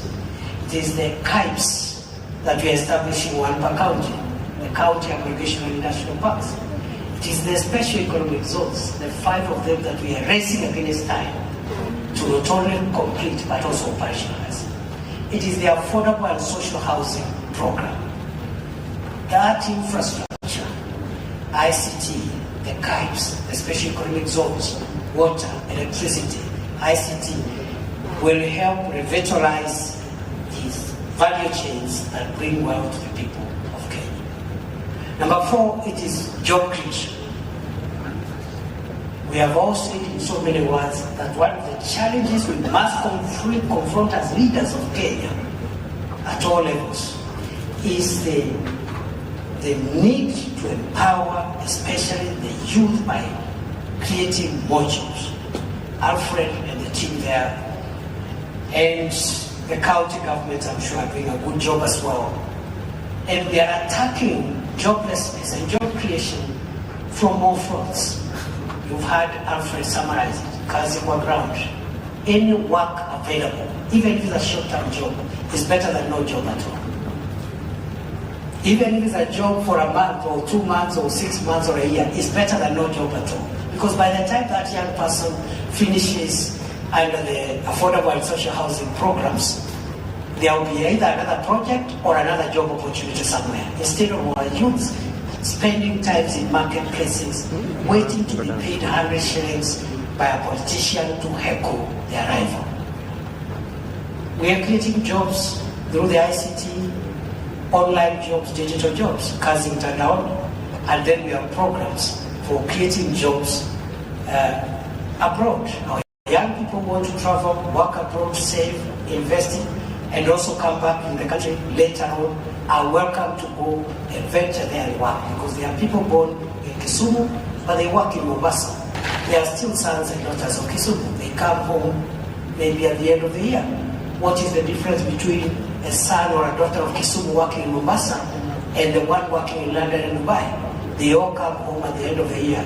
And maybe the fellow from London or Dubai may get here faster and quicker than the person working in Mombasa or Lamu, for that matter. So, job creation is a big item, and we are leaving nothing to chance. If you can create a few more jobs, it is better, because you're reducing the numbers of young people who feel frustrated because we've not created enough opportunities for them. We're also creating jobs through the housing program, the climate works program. We're still hiring in the public sector.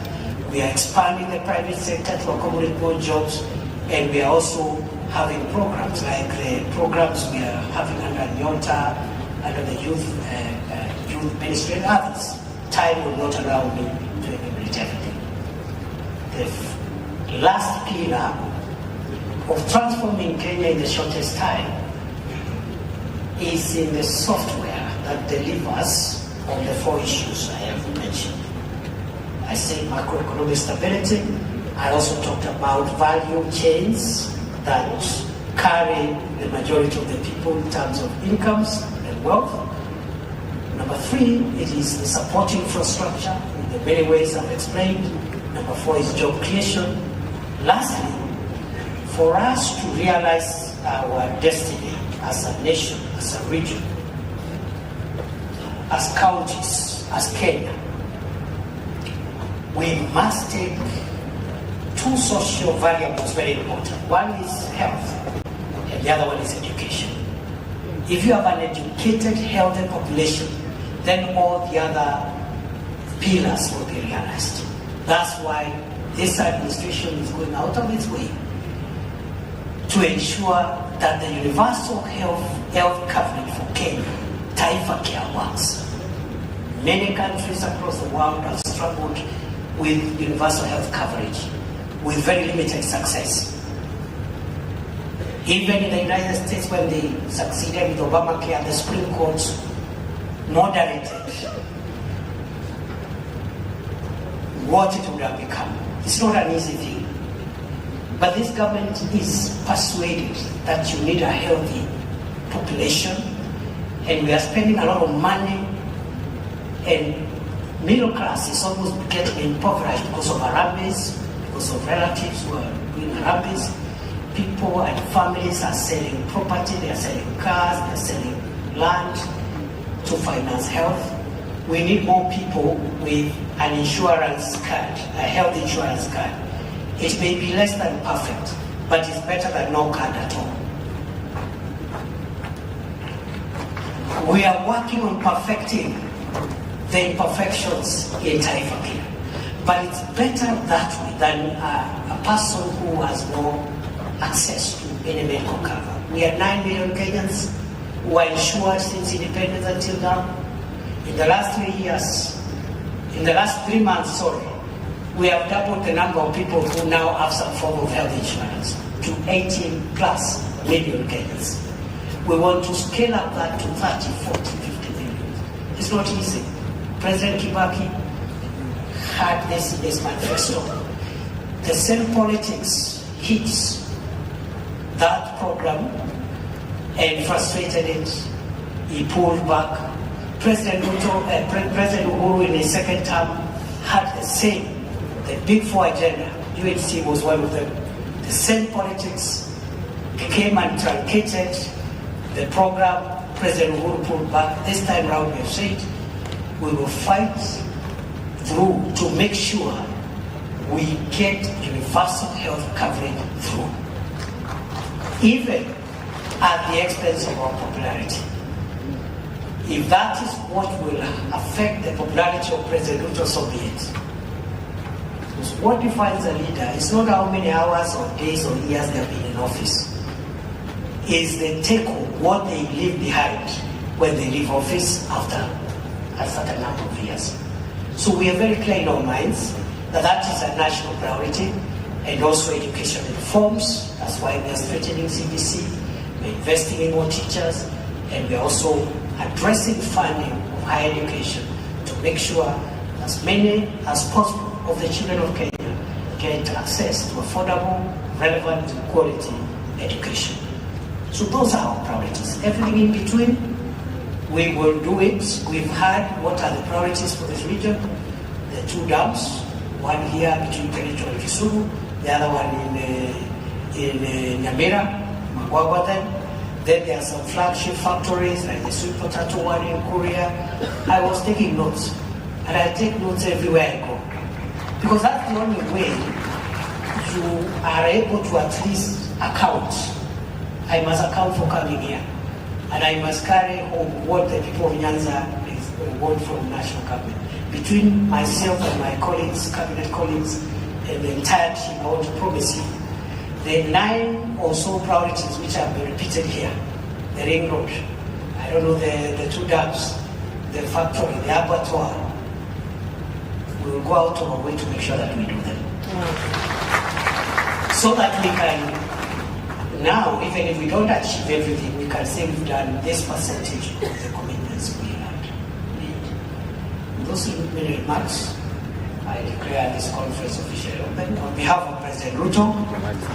And I want to request Professor Nyanza, my academic senior and former colleague in the Senate, who is now Governor of Kisumu, to tell us how the governors will organize themselves. 2 minutes just to tell us something. Professor Nyongo, you have the floor. Thank you very much. In another 10 minutes, I need to leave. So if we don't have finished, I'm going to quietly leave through the back door. Thank you very much. God bless you. What a chance to be a deputy governor, a deputy president. Please sit down, please. The deputy president, being a professor, is a very democratic person. And I appeal to him that after we have listened to all these speeches, the governors have a right of reply. So I thank you, Mr. Deputy President. We encourage the government to employ more professors in all sectors of society. So could I ask Governor Ken Lusaka from Ongoma to come and address you, please. Pole pole. Excuse, siku naendelea pole pole. Okay, I've been told I cannot use that. I have no problem. Your Excellency, the Deputy President of the Republic of Kenya, allow me to write on all the protocols, but before I make my remarks, I've been requested to acknowledge and appreciate the following partners who made it possible for this international conference to take place: KCB, College of Insurance, Kenya Shipyard, Kenya Airports Authority, Homeboys, National Media Group, KPA, KDIC, Cooperative Bank of Kenya, KPLC, Kengen, Equity Bank, Unclaimed Assets, Old Mutual, DDP, NSSF, Homeland, KQ, Ketraco, Masai Mara University. You are all acknowledged, and thank you so much. I appreciate you as a Deputy Chair, Elroy. Your Excellency, this is an important forum for us. Coming from Bungoma, I want to focus on only one aspect and to thank the government and our Parliament, both the National Assembly and Senate for the Sugar Act. Because sugar is the mainstay of our economy in Bungoma County and even this region. And the fact that we have streamlined the sugar sector, we just want to request that the regulations be operationalized faster so that we are able to implement this. Yesterday I had a problem with the PS Agriculture when he said we have been performing very well in the sugar sector. Yet I know that most of the factories, including Zoya, have their needs. So the fact, how do you find that maybe Zoya is not working optimally, yet on the shelves you find sugar? Who has farmed that sugar? Which factory produced it? And yes, yet it has a logo of Zoya. We're talking about cartels. So we need to streamline the sugar sector. And one thing that is also coming out very clearly, and we've talked about it, is that government cannot do business. We must get the private sector to come in to do business for us. We can only get an enabling environment. Let me give you an example of Zoya. Zoya is using 8,000 to produce sugar, which they sell at 5,000. Zoya has employed more than 5,000 people compared to Nigeria Sugar, which has 400 people, and Nigeria is being better than Zoya 100 times. So there is a problem. So we need to get strategic partners to come and invest in the sugar sector to turn it around for us to be able to realize, for the farmer to be able to realize what is owed to them. Others, how do you explain you have taken a farmer's sugar cane, you have crushed it, you have sold sugar, and you cannot pay him or her? There's a problem. So as government, we must get out. Some people are saying let the county government take over. So I said, upon that a hyena cannot chew, how can a dog chew? It's the same story. So this investment conference is important, that we partner, want to empower investors to come and support us in those sectors. Then we have what we call the inter-county roads. We also want to discuss, because as a region we have 14 counties, so that when you have a road from Bungoma crossing over to Kakamega should be able to pick it up so that it continues, so that there's a seamless flow of traffic on our road. Otherwise, you will find that when you realize you're getting into Bungoma when the road is very bad, or you're getting into Kakamega when suddenly you get a very bad road. So we want to network and want to thank you that as the region we are working together and we'll be able to synergize so that we are able to realize what you want. Thank you so much, and may God bless you. I hope you remember that the bone that Raila cannot chew, the rat cannot. Could I ask my dear friend Raila from Nyamira to come and address you briefly, and then thank you very much.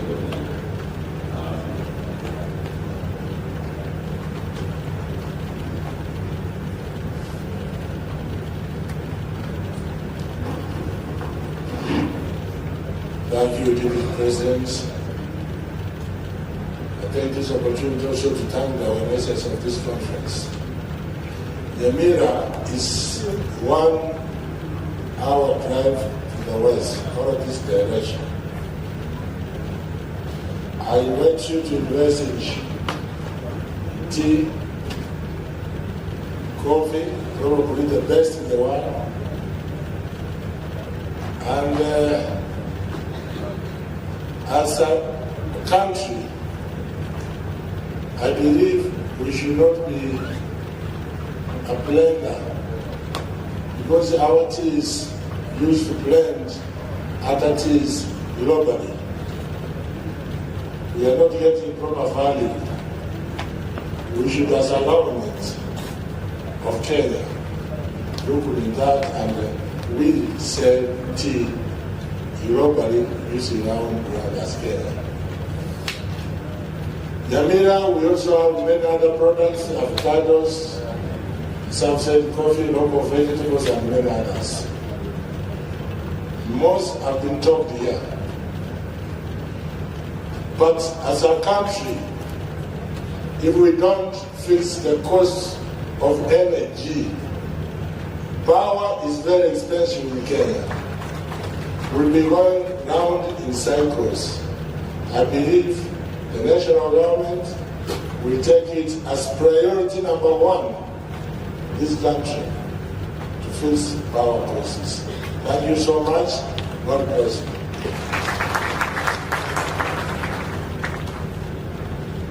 Thank you very much. With us too, we have deputy governors. Can they just stand and wave? I see my deputy governor, Dr. Willie. Are there others?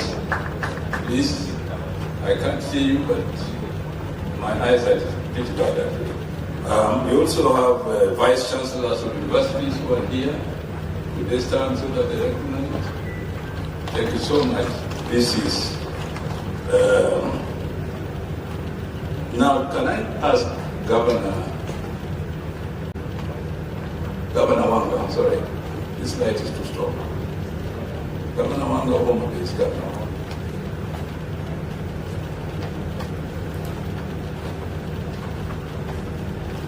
Thank you, Prof. Your Excellency, the Deputy President, all protocol observed. Homa Bay is open for investment, and we are prioritizing the blue economy. And what we'd like to be addressed in the blue economy is security on the lake. It is important. It is affecting our people on there. We are prioritizing agriculture in the value chains of cotton. We are the second largest producers of cotton in the country. In the value chains of edible oils, we are number one producer of sunflower in the country. We are number one producer of peanuts in the country. We are number 3 producers of sorghum. We are pushing the agricultural value chains for investment. We are also prioritizing tourism and hospitality for investment.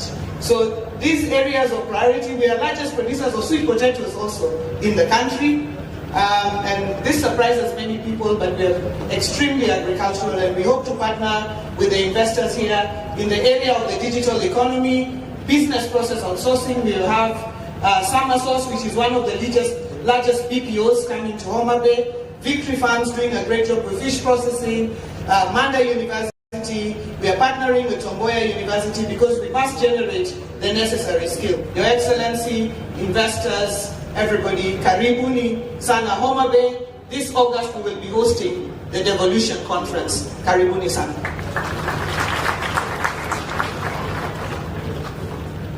One thing that Gladys did not tell you is that if you are fond of going to Mombasa for your Christmas holidays, last year I spent a week on Lake Victoria, going from one hotel to the other in that region, and I'm telling you, it's a wonderful tourism site.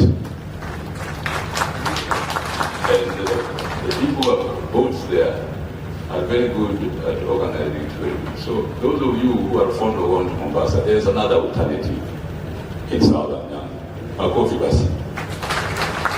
Can I ask my dear friend Silverati from Kisii? Silva is the youngest governor among us, and is very effective and very assertive, and I think that he's doing a good job in Kisii. Thank you, Prof. Your Excellency, the Deputy President, na wananchi watukufu, habari zenu. Good afternoon. Allow me to mention 2 things. Number one, I want just to ascertain that Kisii, or Nyanza, is not Kisumu. Nyanza is not Siaya. Nyanza is not Homa Bay. Nyanza is not Migori. Nyanza, it is Kisii. It's important for us indeed to realize, so Kisii, again, Kisii is Kisii, Yamira, those are one people down to the lake. Because I had the CS housing, you just mentioned of projects around the lake. Know that Nyanza runs all the way to the border of Bomet. Your Excellency, the question we must ask ourselves, the take home, the target points, what are we picking from this investment? I'm happy with the CS parallel. Again, we'll be having another conference of investment next year. Then what? This is the question. I want to say that we are planning one in China. I hope that you can be able to bring many, and I've spoken to my professor to see how we can be able to enhance again the other part of the world. Number two, Your Excellency, there is this railway that we are talking about. And this railway is going to come from Naivasha, pass through the periphery of Nyamira, all the way to Kisumu. For the organizers, or spoke very well, make sure it passes through Kis. That's the only time that we know that we are in.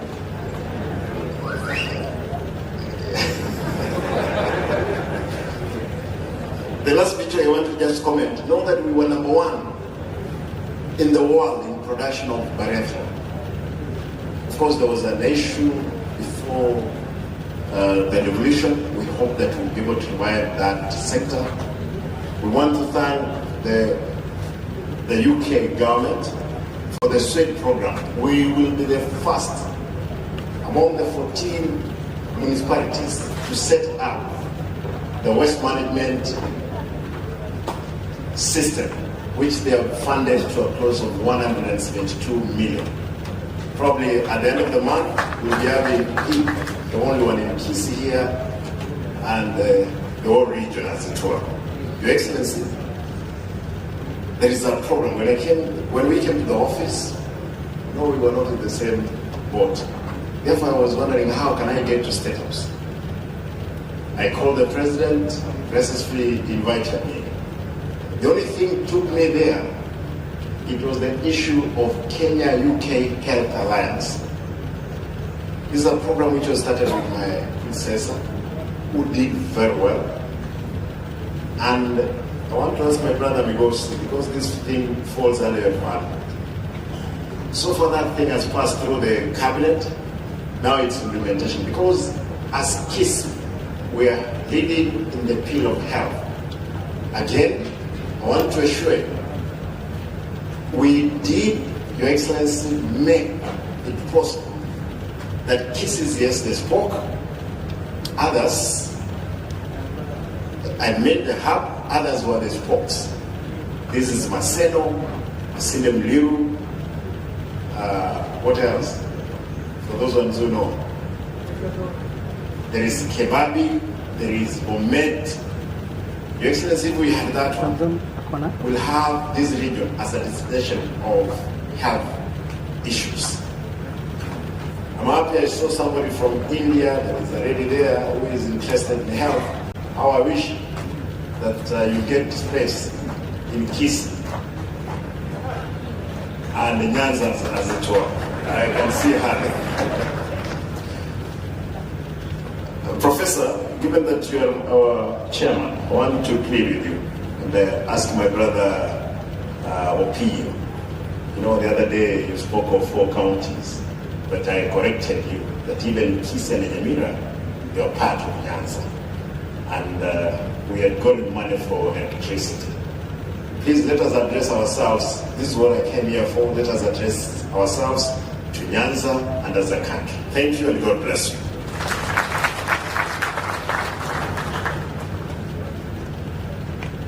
Okay, Governor Rat is right.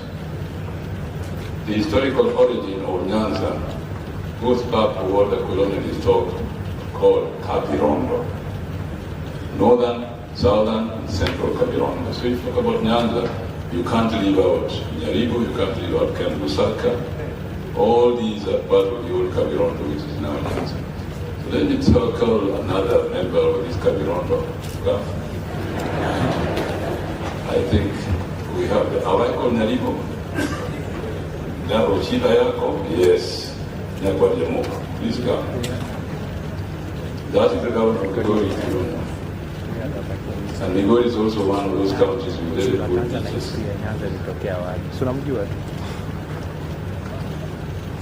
Thank you very much, our Chair. Your Excellency, the Deputy President, all protocols observed. I bring the salutation of the people of Migori and their support for the bill and also the agenda of this conference.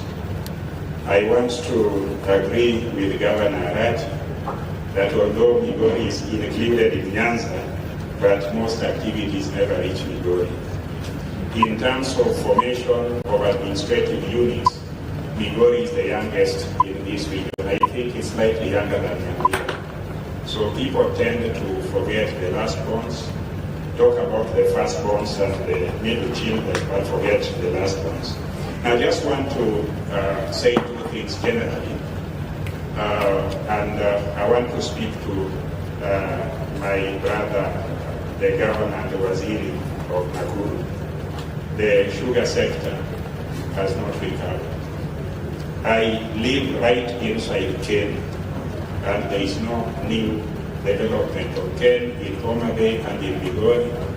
So anything that you see purporting to be Ken from our mills are repackaged products from Comesa. And those repackaged products are taking the payments that ought to be given to our farmers, the payments that are supposed to be utilized to employ our young people. So although we are comfortable that we have a sugar in our shelves, I think that is a smoke screen that needs to be dealt with. Secondly, I want to address what Governor Oparanya, Emeritus Governor and Emeritus Chair of COG has said. One, the reason in my estimation why there were no investors after that conference, and there is likelihood that there will be no or very few investors after this, we haven't listened to them. We haven't listened to them. We have been talking, and they have not been talking. I think as we handle more conferences, it is important to listen to investors and also buy from them what they're producing. They are not in the habit of listening to politicians like us and our political problems, but we politicians should listen to them and the solutions they have innovated for our challenges. So that would also be my suggestion going forward. Coming to Migori, Migori is a very strategic place. I believe it's the Newfoundland in this region. When you come to Migori and you talk about tourism, you know that Migori is 40 minutes to Masai Mara, and Migori is also 40 minutes to Serengeti. Migori receives flights, not commercial flights. We receive commercial flights about 3 in a week, but we receive 70 flights full of tourists to those areas. So there is a lot to be done in Migori. You can invest in that sector. I want to thank the national government. I hear that next week you are advertising for the expansion of the terminal of that airport. The little one that is existing is courtesy of my administration. The runway also needs an extension. And as we talk about airports, airstrips, I think Migori has the potential of having an airport that will bring people to Kenya, who will also go to Tanzania. The tourism in Masai Mara and Serengeti is available. The entire lake tourism and water sports is available.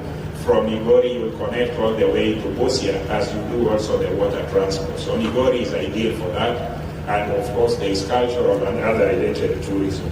So we encourage the national government to do its part and the county to do her part so that we are able to provide an enabling environment. I want to say that Migori has the most gold, but the problem is that county governments, and one of us talk about sustainability in terms of investments. In our constitutional architecture, we brought counties, but when we come to supporting counties, functions are never funded. If we do not fund these functions, it will still be a burden of the national government when the county architecture is there. So minerals that are in Migori County. The counties do not, and my county has no regulatory control or infrastructure. In fact, it is chaotic. It is in the hands of gangs. I have tried as best I can, and I'll not relent, to meet with the national government officials responsible for it, so that we create order. We are losing millions and millions of shillings in the hands of cartels. We are discouraging organized investors to come and invest there when such opportunities are there. Migori County is also one of the areas that has the best potential for agriculture. We have land, we have people, and one of the growing concerns that is stumbling is the Itonganya sweet potato plant that we have. One of the reasons that is a challenge to it is the cost of power. The cost of power, the quality of power, the availability of that power is a challenge. I'll not elaborate, but seek audience with the responsible waziri to be able to assist us address that. But when you look at agriculture, Migori County is about to benefit from 19,000 acres under rice. And with that rice, we are inviting all investors to participate in all the value chain that relates to rice. Lastly, because there are many and I do not want to speak of them, Migori County sells over 4,750 cattle every week. They are available in Migori County. Don't ask me where. Migori County is strategic because it is the only county in Kenya that has a functional border with Tanzania. If you go to Coast Kwale, Lungalunga and Vanga, there isn't much. Taita Taveta, Mount Kilimanjaro. If you come to Kajiado, yes, there are administrative facilities that take us to Arusha. When you come to Narok, there is the Masai Mara, and on the other side, Serengeti, so it is not much. We in Migori County connect with Tanzania through the pathways. We have common communities in Kenya and Tanzania, and all the livestock, including what you had for lunch here, is from Migori County. We have not just patented. So if you are interested in hide and skin and tannery, come to the source, which is Migori County. You will get livestock even from Zimbabwe. So that is very strategic. Lastly, when you talk about the SDR and you talk about the extension to Kisumu and Busia, what about through Kisi, Nyamira and Hispania in Migori County? I think that will be a win-win for everybody. Thank you very much with all those remarks that are made. You are all welcome to Migori County. When we have a conference, because we'll have it soon, we will be listening more to the investors, and we'll also be telling them details of what we are able to do together. Thank you very much. Thank you, Mheshimiwa. Now let me ask, has Gladys spoken? No. Oh Lord, Kim, you are the only one left. Thank you. Governor Osiaya.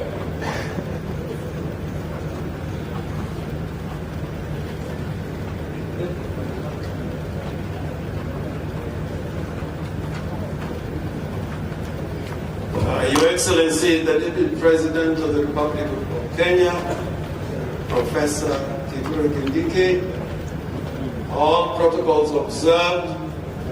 I think I'm coming at the tail end.